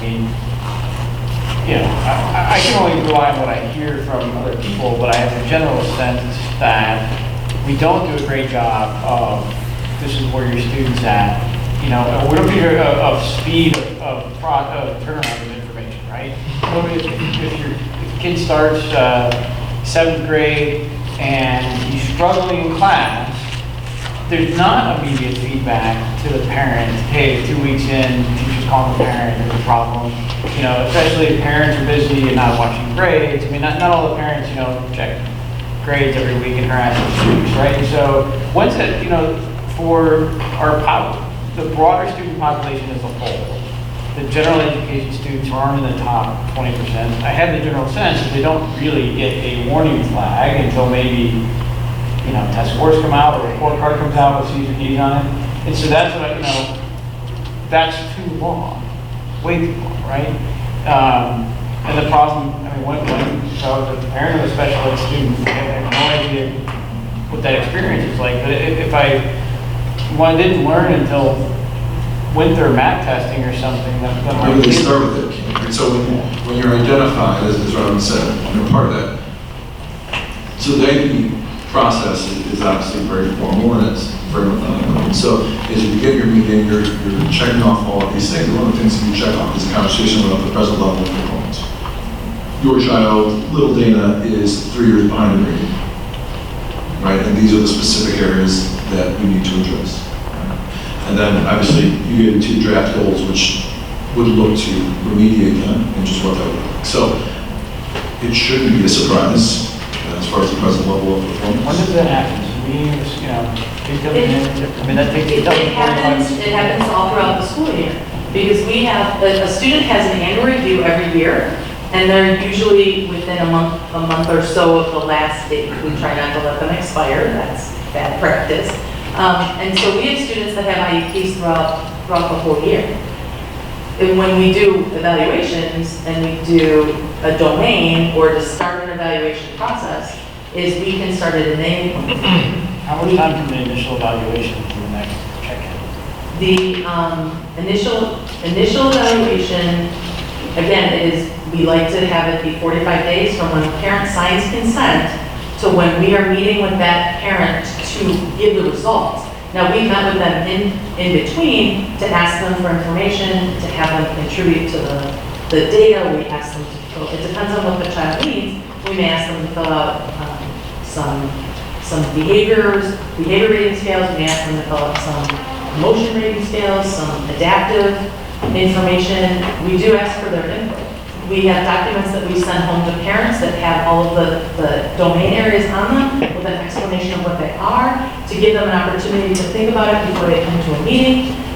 We really try to have the parents be educated in the process. And we invite them, we have a very good attendance rate. To Cam's point, the faster we can notify families, special ed, gen ed, doesn't matter, English language learners, that there's an issue. I think that's probably maybe what you're getting at. And what's the speed of that feedback loop that says? So I hear 45 days. I understand that, you know, you have parents come cooperate and it's scheduling and it's like probably as fast as you can move, right? But I just think 45 days is an eternity. It is, but remember, this is, you know, back when a number of us started our careers, that 45 days was time for you to give an IQ test, and then an achievement test, and you see the difference, and then, oh, now you're special ed. And now, those kids who come up for an evaluation are receiving our highest level of intervention already, right? So, yeah, there's a lag there, but it's not a lag of service. We're already providing the service. It's just the timeline to get to the point of identification. And that intervention service doesn't stop because we're evaluating. We're really monitoring that. Maybe it's a better example. I know Steve trying to. Well, I just want to just clarify your question. Is the question in two parts? Do we have from our 30,000-foot view, looking at the district, the systems in place, do we have a system by which if a student any student is doing poorly in the district, that parents get notification so that they're not surprised in June that the kid will be going to summer school? You know, and what does that look like? Is it every week, every 2 weeks? Is it progress reports like traditionally has been? And is there a difference, you know, with that, with kids who are identified with something we're monitoring, such as ELL, or kids with special needs. You got it right. Is that your question? You got it right. So a good specific example would be entry of grades. So plenty of kids go through Parker. Teachers enter grades at best, maybe 3 or 4 days after the assignment gets handed back, and at worst, an entire semester later. So that is frustrating to me as a parent, especially, some of my kids are more difficult than others, and then I'm finding out, 2 weeks afterwards that the kid, one of my kids got a D on an assignment, and now I've got to go find him, and he doesn't remember what the assignment was about. It's useless. And so my hypothesis was, so that's a pain with a general education student. Sure. That's also happening with our special ed students. That's totally useless. And so maybe those processes need to be, and maybe that's where we're falling down, is that those mundane processes of, grade should be entered in 24 hours at most. Without that speed of feedback, parents can't help, and we have some parents who aren't very helpful, but the ones that want to can't. And the students, lose track of feedback as well. So it's just one example. I was just wondering how much the problem is just that. I know where you have lots of things in place to work on that. But so kind of along that, so when will parents get the results of the IAR? November, right? Probably. So will there be parents in November who say, oh my God, I can't believe my daughter is a year and a half behind? Because now it's November. And they've got until May Maybe. to figure out what they can contribute to The only that. reason I would say maybe is it a fluky score, right? Because in theory, they've had 2 data points since then. They've had the spring map and the fall map, which, I suppose you can triangulate it, but they've had 2 other data points there, and if those were fine, and the IR comes back and it's a disaster, then I would. But I'm not so much worried. I'm worried to make, just to what Cam was saying, because I'm a strong proponent of parental involvement. As soon as we know, whatever the kid is in this district, I don't care if it's on August 24th or whenever, I think parents should know. Yeah, and I would say that we do that. I would say we can absolutely improve, especially when I think of some of our upper grades on having consistency on when we want the grades in, when they're going to be available to parents.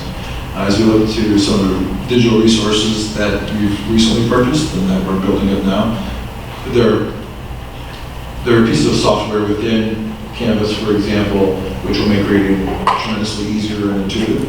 And that should, and it also will speak with Skype. So as we're just doing our normal work, all of our systems will talk, and we should have more access for parents. For me, one thing, I'm back to my story.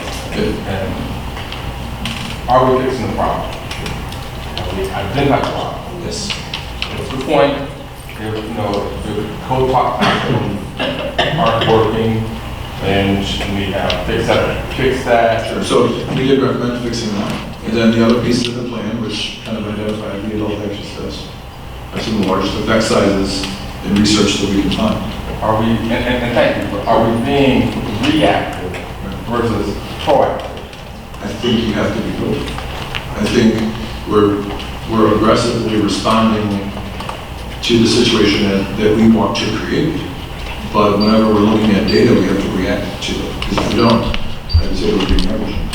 So I think there's a matter of both that we have to do. React to what we're dealing with, but proactively move forward. We're moving forward on these things because they're the right things to do.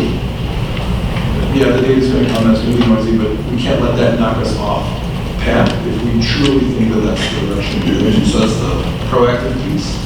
But as there are small things, camera, the feedback loop, we need to react to that, right? Let's find out where we want to adjust, which changes that we want to make.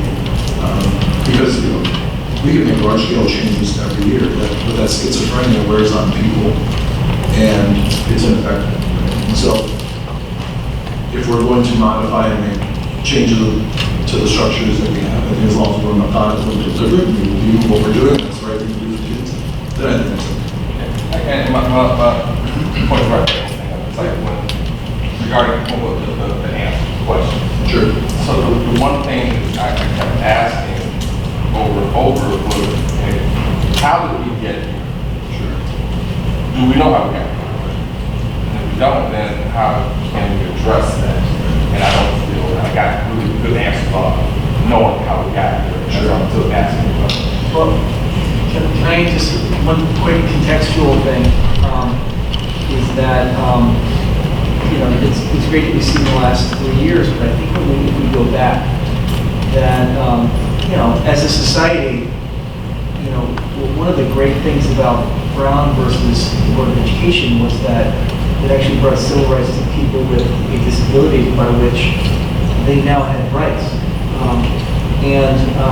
You know, as you look what had happened in special education law from 1957 up until this year, you start to see that people started to look at kids with special needs differently, such that now we are of a mindset where no, every single kid deserves the education that every other kid deserves, and it should be equal, no matter who you are or where you go or what your need is. And you know, significantly laws have been passed as recently as 2004, which dramatically changed the way schools address kids with special needs. And I remember very clearly in high school that, you know, if you were grouped in with a kid as looking at special needs, you went to the basement, you know, or you were not seen in other classes. And really whole countries, it's interesting to look at data and you start to see, you know, culturally Japan, you know, 10 years ago, it was a huge shame for a lot of people in Japan to admit that their child had a disability. This is something that has been studied for years. In a large, I mean, I've talked to teachers in the last 10 years and said, yes, my kid has disability, but I don't want them to be identified as though they're going to have a target on the back as opposed to, this includes, by the way, people who have children who are legally blind because they look at it as a statement. So, I mean, our attitudes toward special education, you know, I think have really grown tremendously in a positive direction. And that has led to looking at, no, how can we, just to your point, you know, how can we help this group of kids, or these kids with these needs, which are also includes, you know, if someone needs glasses, they need glasses. They need to sit in the front. They need to sit in the front because at the bottom line, these services we provide address a matter of equity, not equality, where everything is uniformly dispersed homogeneously. You know, this is something that really is meant to be an attempt to support kids with heterogeneous experiences and heterogeneous needs. And I think if we look back, this is the challenge, because part of it is we've got kids moving in and out, looking at a cohort to see how they improve. And improve not just from year to year, but from month to month. And I think that's why the common formative assessment is terrific. I'm really enheartened about you know, what we're going to do with EadsWeb 2, because I think that's where you're going to see more reliable data as opposed to a one-and-done test that, in the case of IAR, parents don't even get till, you know, years or months later. And certainly, in terms of even the MAP test, that's still a, you know, a big test. I think it's important, it's helpful, but I think we have to look at that in terms of the other assessments that we're using along the way. So to David's point, we can't control for the grade level that is swapped by teachers for the last 3 years. There's no way to control that today. I don't necessarily know how we would control not purchasing curriculum. It was about 10 years for literacy and math, right? You know, the finding on evaluation days, right, by the state, that's a major issue. So now if you're finding, but that was not our office. But if in fact that happened, and it did, so now you're talking about how do we control for poorly written goals because we're just generating them just to try to meet this deadline, and they're not rigorous enough, right? And so when we start talking about why, it's always, we can't just turn up the machine and make them faster. right? And so we have to try to eliminate as many of these pieces as we can. So I would say one of those reasons why, lack of curriculum. One of the reasons why, staff turnover, right? You know, I'm not sure about that finding on the validates, but we know that we need to improve on the rigor of our, not only the goal writing, but to Ken's point, frequency of monitoring, and that's the aim for 2.0, and then how we're sending that information. So I say there's a number of whys that we're going to address. The challenge also is we don't have an org group, right? So in order to identify, okay, what do we want, we're going to change this, and then this is the X percent that we're going to see. Unfortunately, we don't have the ability to have that true norm in control that would say, okay, these are the students who are responsible to having math second period. You know, we know that middle schoolers need to start school later, but we start at 7:30. Right? Research would say Parker needs to start at 9 o'clock. But we're not doing that. Right? And so we make different choices around research and how we respond to those things. And we get to choose which whys we're willing to accept and which whys we're just kind of going to let go on the wayside. But I think the data, to your point, if we don't get clear on why, then we're just shooting in the dark. So that's where I am research. And as much anecdotal, but also quantitative information as we can. So I don't think, I have personally, I don't think we're going to understand the why. I think that at this point, we have to move forward and figure out how do we get out of this.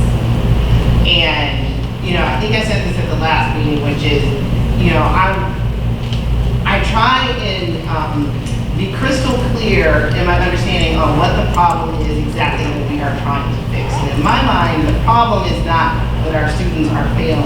In my mind, it's that something is going on and it has caused our students to fail.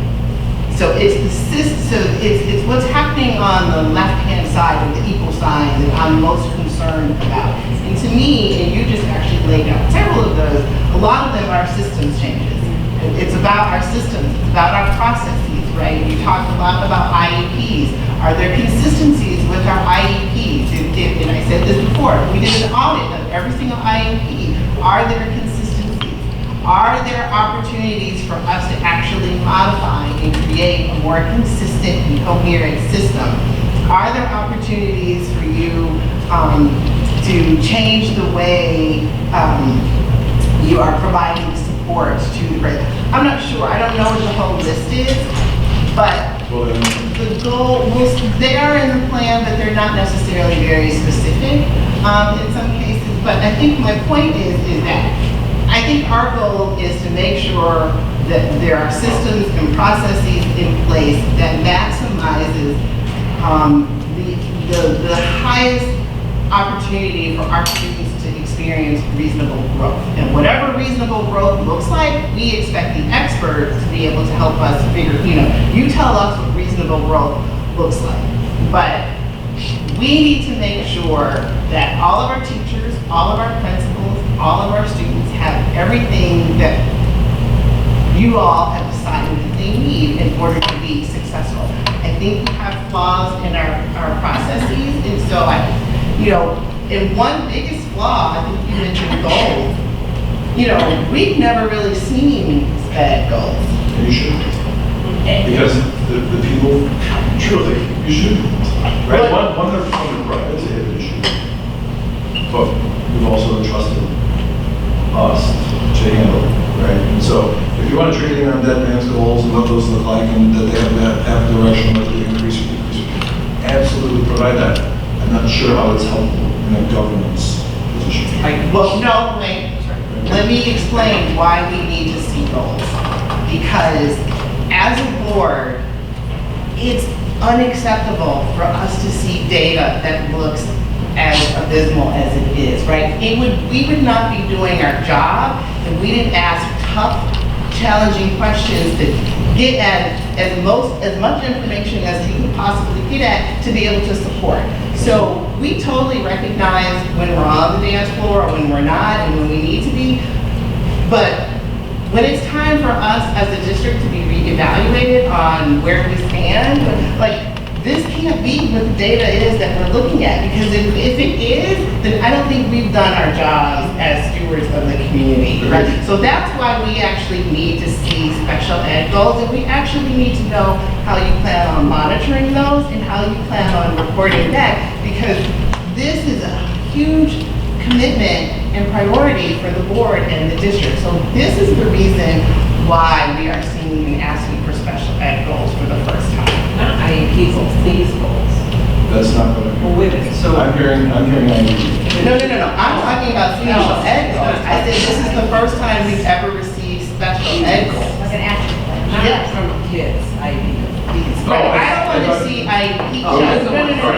Yeah, I think that we, That's, And this is the first time we've seen. this is the first time as a absolutely. district, like, so we the data would actually, show that they're. but every single year when the principals work over the summer to create their SIPs, we also should start seeing what special ed are. Absolutely, and what I put in my response to the rest of the board today is the reason we chose CECs because we'll have department plan goals for years 1 through 5. And each, you can determine the board's timeline on when they want to see those. Each department will bring action plans to support the goals identified in the strategic plan every year. So I think they'll be kind of similar to this, maybe a little bit different format, but what's expected, what's going to change, what actions are being taken, what resources do we need, what's the timeline, how are you going to measure it? And then you have a reasonable expectation that the special department does X, Y, and Z, or learning and instruction, or finance department, human resources, pick your department, that they deliver on this action plan. You can reasonably expect that you're going to meet your year 1 goal, your year 2 goal. We have to have that transparency. We should have had, department plans are just a good process, right? And now we'll be able to deliver those in a way that the board can measure success, your success, and the direction that we're going. And to your point, Renee, and I wasn't going into the response you gave, Sure. but I also thought that the idea that was suggested was actually a formidable one that we haven't talked about, and I really don't know if this is the format of that, but that's also something that getting help. So I think there are a number of things we can. we talked to right. Right, but also, one of those ideas is we'd have to think about how far we want to look back, because we're also hearing that may not have been the golden era, right? Agreed. And so that's why I think it's also the other things that we discussed, the recommendations that were in the MTSS report. And so there are, I think, we're talking about some things and we're not talking about some things. And so how deep you want to get to that at this format, that's It's an only format, right? It's open session. Right, so when we read an NTSS report that says that there are things that were not implemented with fidelity, that tells me that there is a systems problem. Absolutely, on a gen ed especially. Right, and so, however often we decide that we would actually like to have an update on this plan as it relates to the goals, I'm not quite sure what we are measuring yet on this, but that there has to be a place for things like that was in that report and things that could also be discovered along the way. I don't know where they fall. I don't know where they sit. The strategic. Right, and then learning and instruction committee, because ultimately, we decide what we want to respond to, right? And there's a cost to everything, right? Usually our cost is time, sometimes it's money. But as we decide, no, we want to move, full speed ahead on our MTSS response, then we're choosing potentially that we want to slow something else down or speed something else up. So it really just comes down to, the direction that we want to send. So perhaps the learning and instruction committee should digest the NTSS report and figure out if there's information in there that's worth actually acting on. Okay, just to clarify, MTSS is moving for gen ed. And Yes, but it mentions special ed. okay, but let's be, and I think that the two can inform each other. I don't think they're mutually exclusive. And certainly somebody who, might have an accommodation in their reading class might do really well, you know, might be not designated as having math issue, but may have been getting MTSS support as well. So I mean, they're not mutually exclusive to a kid either. But, you know, to your point, I think that, yes, we should look at that. But in terms of what we're doing here, I think what relates to special ed, we should try to keep to special ed. So, to the extent to which there is information in the MTSS report that relates directly to special ed, there needs to be given attention to that data in that report. Obviously, we cannot discuss that at this point in time because we just have not digested it. And so it needs to go somewhere so that it's just not a report that's done just for the sake of doing a report. So Yes. to the extent to which it addresses special ed, and you, the committee, finds that there are actionable items that we should move forward, then, you know, you guys can bring that discussion to the board. And Steve, from my perspective, again, for tonight's purposes, I really am still on the, how do we get here question? Which I know that we're trying to answer that. I'm sorry, Robin, you can go through this again. You don't have to keep standing there. Thanks. So on that, and then once we have got to that, then okay, so then what are the goals that we're actually trying to achieve, whatever they are? Right. And then what's the plan? I'm sorry, I'm missing something. Can you pull up? Whoever has the one. Well, we attach to the like, I just want to make sure that we're all using the same. Can I speak to it? But, I mean, I'm assuming that everyone had a chance to consume it, right? And so I guess that's why when we say we don't have goals, I'm just missing them.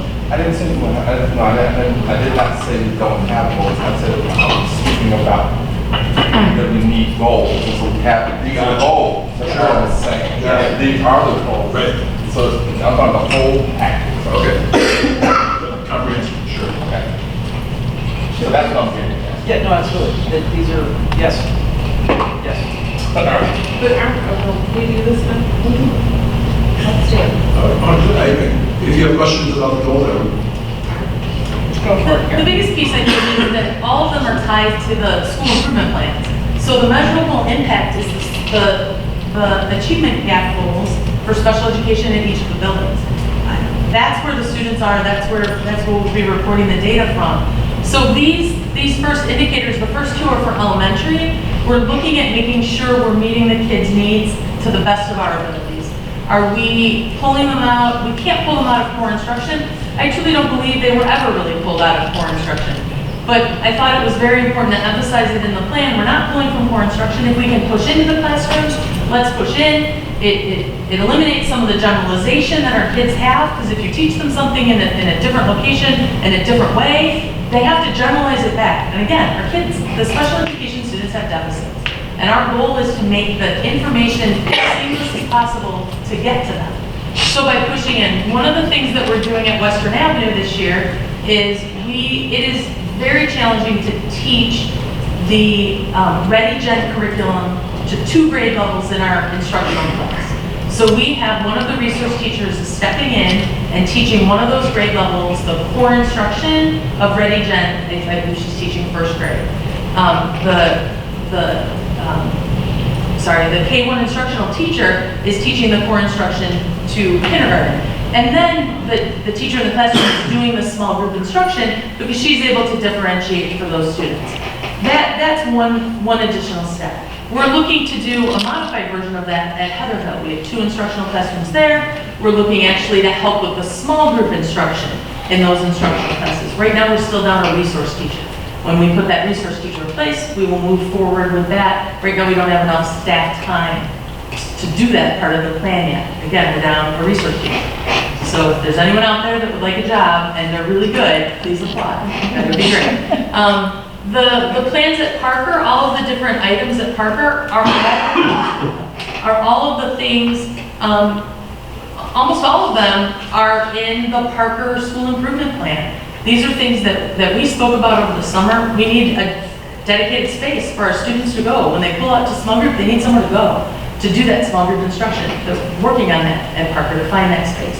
We looked at the makeup of the classes, like I mentioned before. We're doing that, putting the core group of kids together in the COTOP classes. We've worked on the resource classes. We worked on the enrichment, the intervention time for special education students.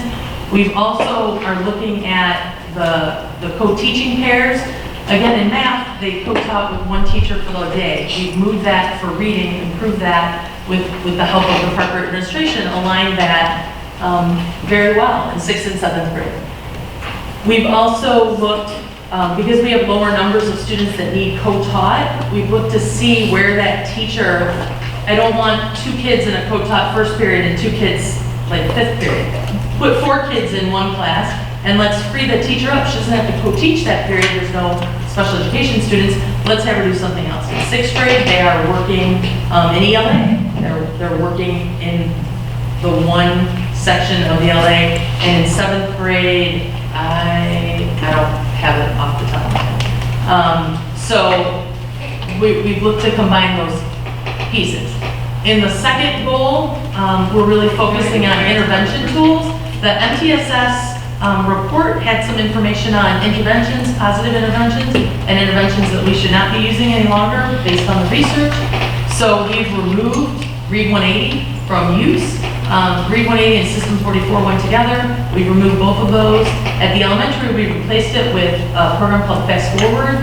It is a very significant intervention for anemic awareness and reading. We're hoping that it will make a significant difference for the students. We will be implementing that will be implemented for those students.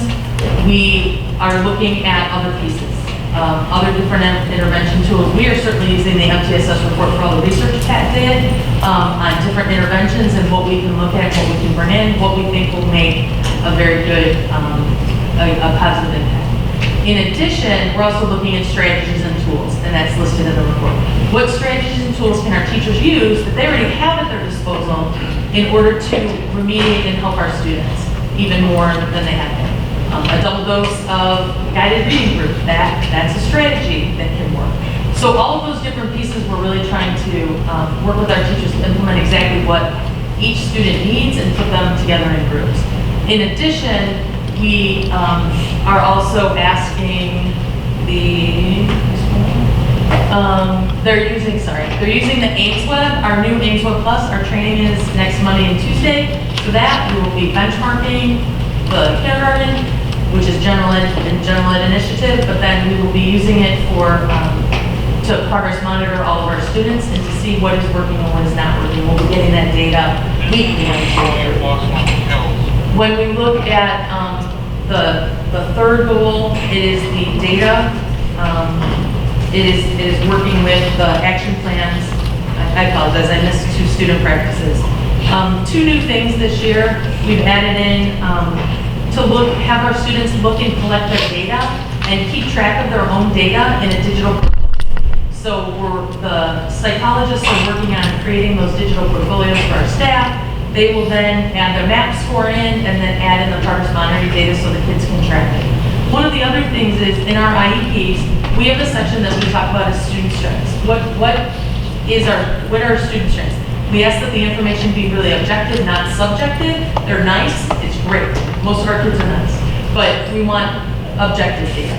And we're working now with our special ed teachers. We'll be working to share that with our students to make sure they know what the other people think their strengths are. Because in special education, one of the things we do is we use strengths to remediate weaknesses. If you're really good at this and it will help you with that, let's teach you how to use them. And those are the things. You don't overcome a learning disability. You don't overcome some different things that you may have, but you learn to work around it. You learn to figure out a path around what is your difficulty. So, and the third part is really revamping back to the achievement gap goals that the elementaries and Parker are using in their school improvement plans. We're going to support them. We're going to work with them. One of the things we have done is we are working, I'm working with our case managers who are here tonight, and in working with them, they are in turn working even more with the buildings and looking at the data even more closely and picking it apart and working with our teams to do that. We will be analyzing the IAR scores and the essential report. Evidence, it's, Evidence statement analysis. Everyone was free to do it. the evidence statement analysis, I have in my head it's called something else and I can't switch that here. That just came out, so we'll be looking at that. I know our buildings are looking at it, we'll be looking at it as well and looking at it with them. And then we're gonna continue to analyze the trends in math and see where our kids are and in an IAR and see where they're headed. I believe we're on an upward swing as far as the proficiency data, but I don't know that that's the best measure for a special education student. I would love all of our kids to be more proficient, but I think it's about the kids' growth. And so we are absolutely working on their growth. If they continue to grow, hopefully they will continue to improve their data on IAR. So all of the action steps in here really are to support the schools and their work with special education. So that's how we'll be measuring. I know that this is your action plan, but many of the points, many of the goals, practicing seem to, and I already stated, come from each of the individual schools.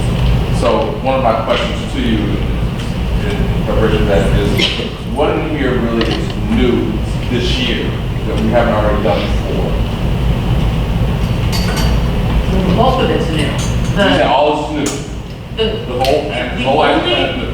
The only items that are really not new, as absolutely new, are special education teachers are implementing interventions and will progress monitor. So everything else is the same. So the email response that I provided on Friday just talked about a number of those different pieces specifically, but it's a very similar question. So it was, co-teaching, the transition means in elementary, especially with regard to moving to 7th grade, the common collaboration time, articulation, data analysis, and then still can see these pieces. Those are a number of meetings specifically designed for each. It's on page 2 that we should back. Sure. And then I specifically wrote down all the specific practices. So performance goal statement 1, adult practice 1 is new adult practice 2, 3, 4, 5, 6. And that kind of goes into the specific pieces. Each performance. And when I read that, it wasn't quite clear what you were looking for. Isn't this whole plan new, because there never was a plan to begin with? Well, there was in a different format. What I'm getting from this is, okay, a lot of,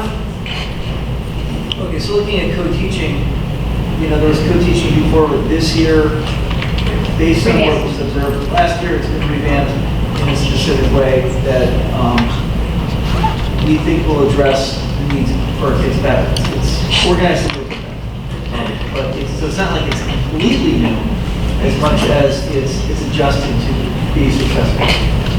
I have a question on the established dedicated spaces throughout the building for small group instruction. It's kind of specific to this, but then in general. So should you not be able to find spaces, because the timeline is ongoing, will you then come back to the board and say, hey, I need movable walls, or I just want to make sure that there's an ongoing dialogue with us, because there are lots of goals here, and the only thing so far that I think you've actually asked the board for financial support is the AIMS Web 2.0. So I wonder, if this is ongoing, but if you get to Parker and you're like, man, we would really love a such and such to create a such and such, then I would hope that you would come back, because I don't want any of these goals to not be accomplished because we weren't aware that additional support was needed. That's one thing. And I'm just looking at this in particular because I'm thinking this is a challenge. Parker has fixed space. So I just want to make sure that anything in here like that, you're prepared to come back and say, remember this goal that you approved? I need this. Yeah. I am. In my board report, I did say that at this time I don't have a request for funds, but as we continue to look at the document and look at special education, I may be asking for more. as we look to move and see what we need. If I need another intervention tool that won't fit in under the IDEA budget for special education, I mean, but I would come back, it would be a new intervention. Fast Forward is an intervention we've been using, we're just expanding its use. I have another question, and then Steve, I'll let you jump in. At the last section, it says that identify the difference in IEF scores in 18, 19, and then the timeline is July to August, and the student impact is for students that showed growth, identify the successful practices, and duplicate them. What were they? What were some of the successful practices? Yeah, what are you duplicating? I'm in the junior high, some of what we're duplicating is the co-taught, lessening the number, giving more playing time. That's all a piece of it. Saw that we had success in 7th grade. They were together. They've been together for 2 years. We're trying to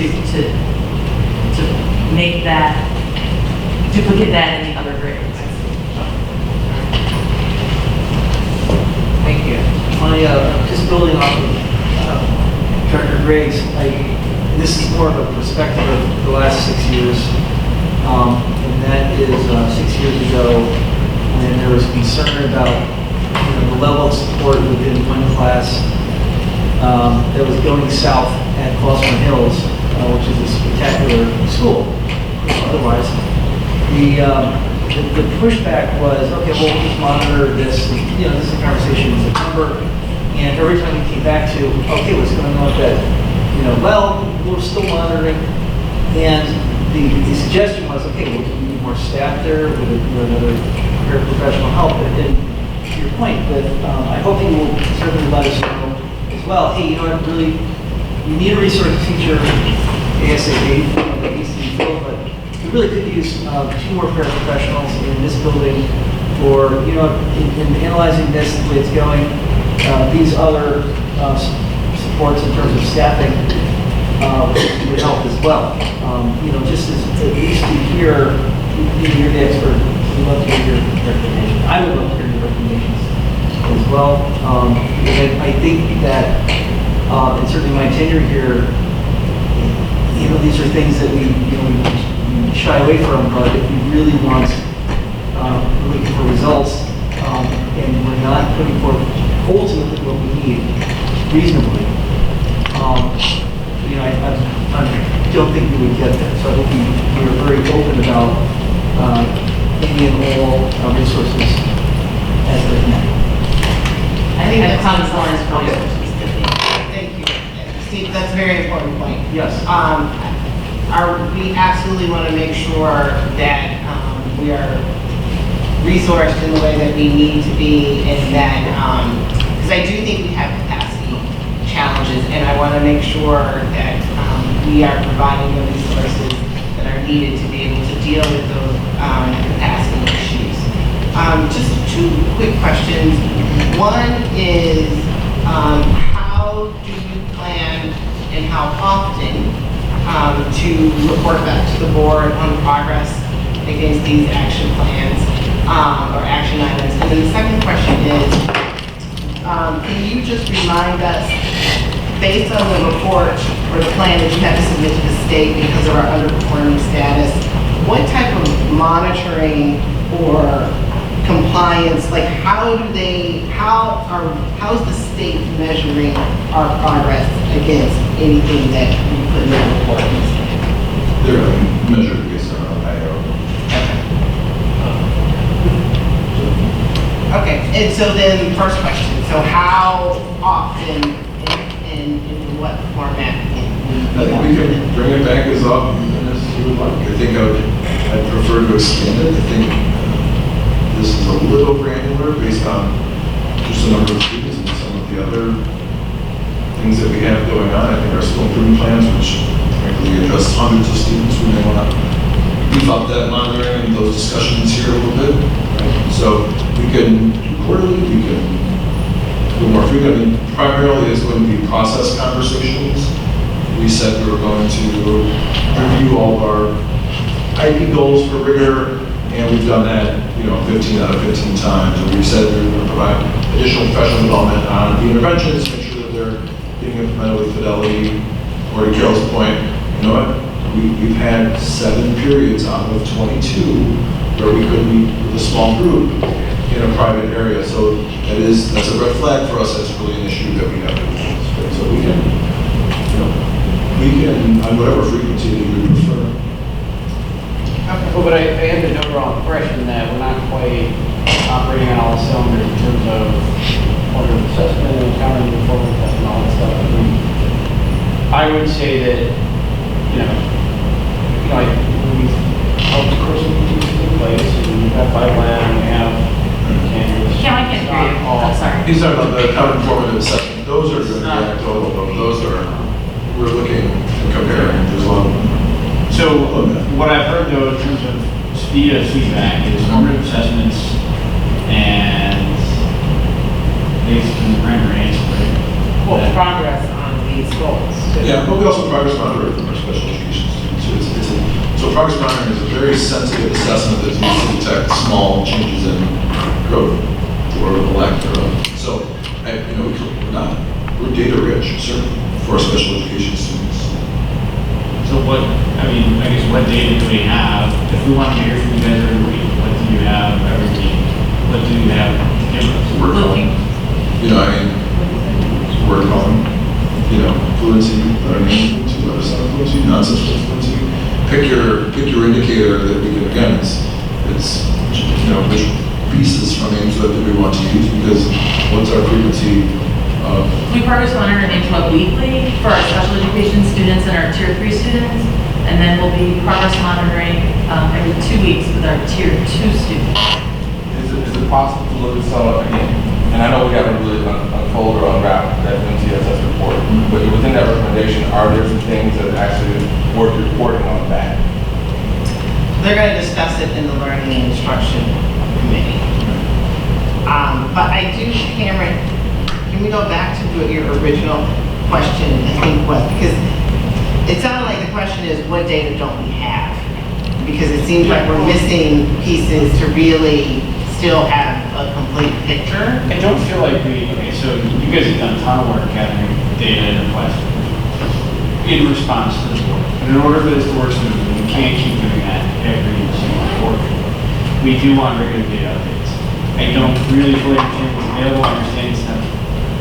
So I can't tell you, I'm not looking at it, so I can't tell you what I want to see, but we do need something. And from my earlier comments, I do feel like, we're not ingesting and applying data as an organization as quickly as possible. So having a really nice bar, nice engine, and then starting from there. If we don't have the data, if grades aren't answered timely, if formative assessments aren't answered timely, then everything slows down.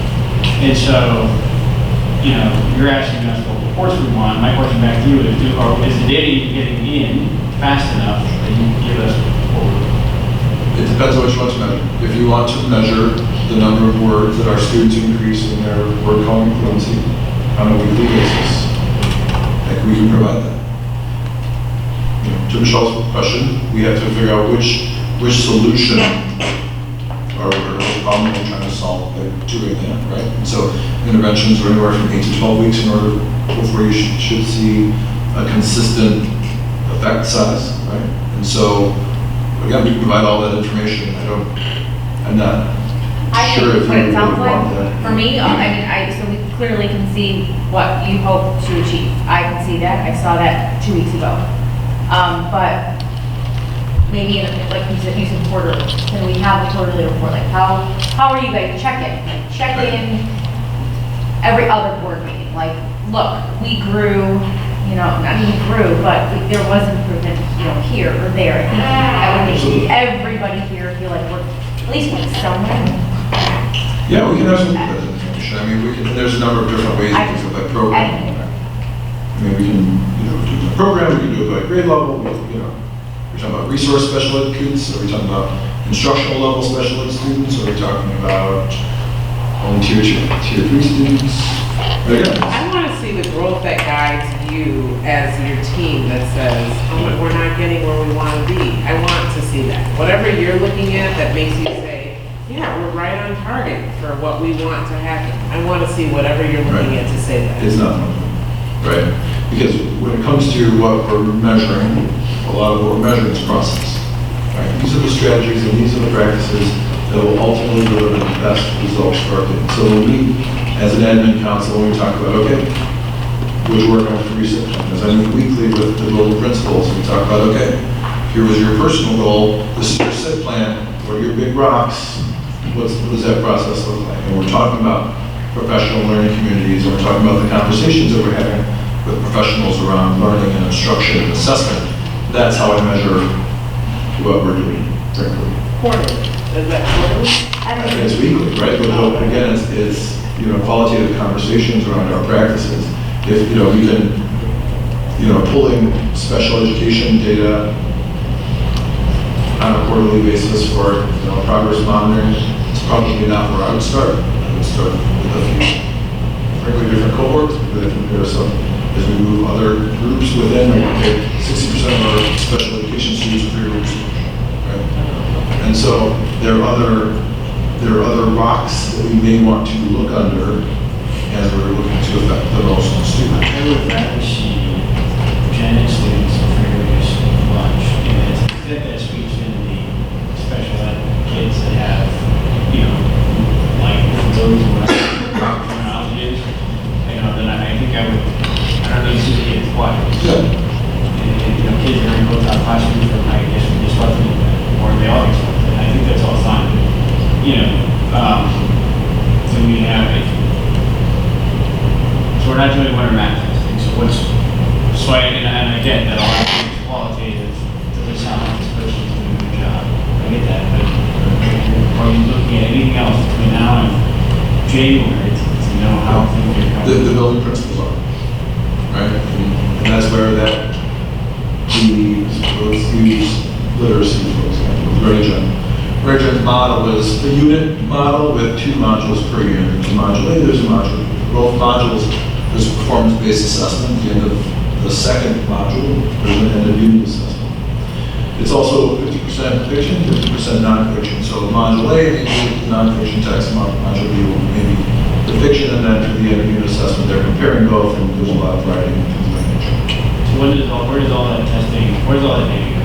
Well, all that data now is going to go into a spreadsheet. We have all teachers have a schedule on the windows that they should be giving those assessments. That's one way we compare fourth grade experiences, for example, across the district, right? So, within these 4 or 5 days, this assessment data should be entered, and then at that point, it's incumbent upon the admin team to have conversations around, okay, this is what our fourth grade data is looking like, this is what it's in the classroom. Why are we seeing these major differences? Or, oh, it's fantastic because everyone's alike. So that's where those instructional conversations happen. The teachers are consistently using data. That's where the magic happens. They're using their progress monitoring data, they're using their counter-formative assessment data, they're having those conversations in the professional learning communities that are primarily teacher-guided. I think that's a little data that Carolyn and I want to see. Which one? The 2 assessments you just talked about for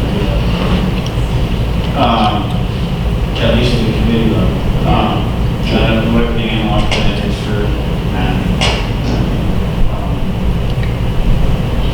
Social studies. And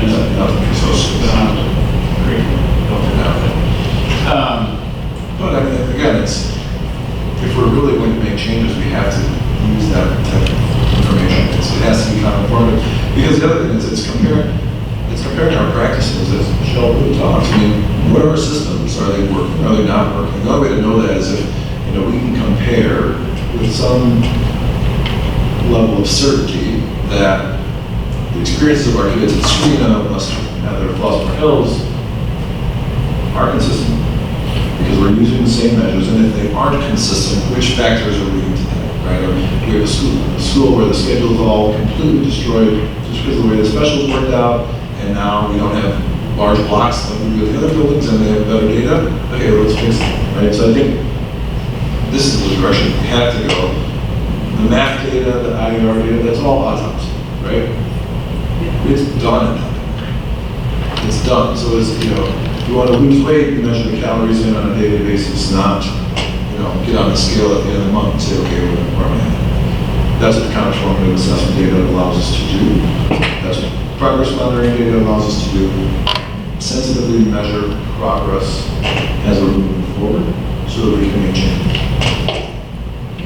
You guys will take a look at that data at that level. But I think every other month is worth having a discussion about where we are against these goals and whatever other new information that you have, whether it's informative data or whether, you know, there's other qualitative measures that you have highlighted during that time, then we would, you know, absolutely, if you've, you know, started evaluating IEPs, that's great. If you've changed the communication system or improved the communication system with parents, we want to hear about what that is and you know, what that looks like.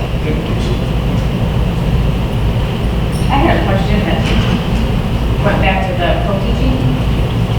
In the old action plan that we were going to speak to the last meeting, it was removed from the performance goal for, it was 4, but it's the new 3 thing. I removed it. It was clearly delineated in the Parker plan, the same. And we're supporting their plans, so we will go and do observations. That's what I removed, is not the observations, the discussions. We're going to do that. It was just in Parker's plan. I didn't need to duplicate that piece. In the section where I said we were going to support the plans. So I think if we could hear an update on the co-teaching too. I mean, that, if you, I am for it. I like the idea of it. I don't want to see it fall into the wayside and go away. So I like to hear about that specifically. Are there any more questions for Robin or Dr. Smith on the special ed action? Yeah. General question. Good softball. Are we not seeing improvement? Absolutely. All right. Absolutely. I think, and the reason I think we will, because we do it alignment, right? If we don't have the classrooms and the buildings on board, it doesn't matter what anyone at that table does. Frankly, principals will go back to their buildings, shut their doors, and then they'll be on whatever they think is most important. I think the benefit is that we have collaborated a lot of communication with the principals and building leaders and our department leaders so that we do have alignment and coherence. And, you know, these aren't just shots in the dark. I think they're purposeful actions. I think they're focused activities and they'll lead to the results we're looking for, not only on the SPED side, but for all of us. We have to see it. So I get the point of your question, but if we don't, then we are doing a disservice to, you know, our students. We have to, not an asterisk, but we have to continue with our improvement, right? Because we haven't, right, and we are moving in the right direction. If we had another year, frankly, of negative, you know. Or 0. But I will tell you, as a system, we're making progress. We have to zero in on those cohorts and the number of those student groups that aren't making progress and figure out what the heck is happening that is robbing them of their growth, and then get rid of those things immediately and replace them with it's management. And when you have figured that out, Then I will we'd be love to another hear because about it. I will be able to sell that. Okay. Carolyn, will teach you. If there are no other questions regarding special ed action plans, then we are going to move, we're going to go back to our last action item, and then we're all going to go home. So I have reviewed the bills, I had a question for Annie, thank you, and I would move that we approve the bills in the amount of $957,655.03.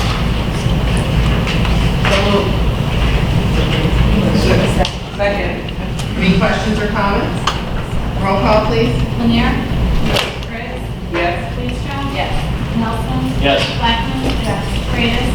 Yes. Ford? Yes, and the motion is passed. Can I have a motion, please, to adjourn the meeting at 9:36 PM? Second. All in favor, say aye. Aye. All opposed, say nay. Meeting adjourned, 9:36. Thank you for coming.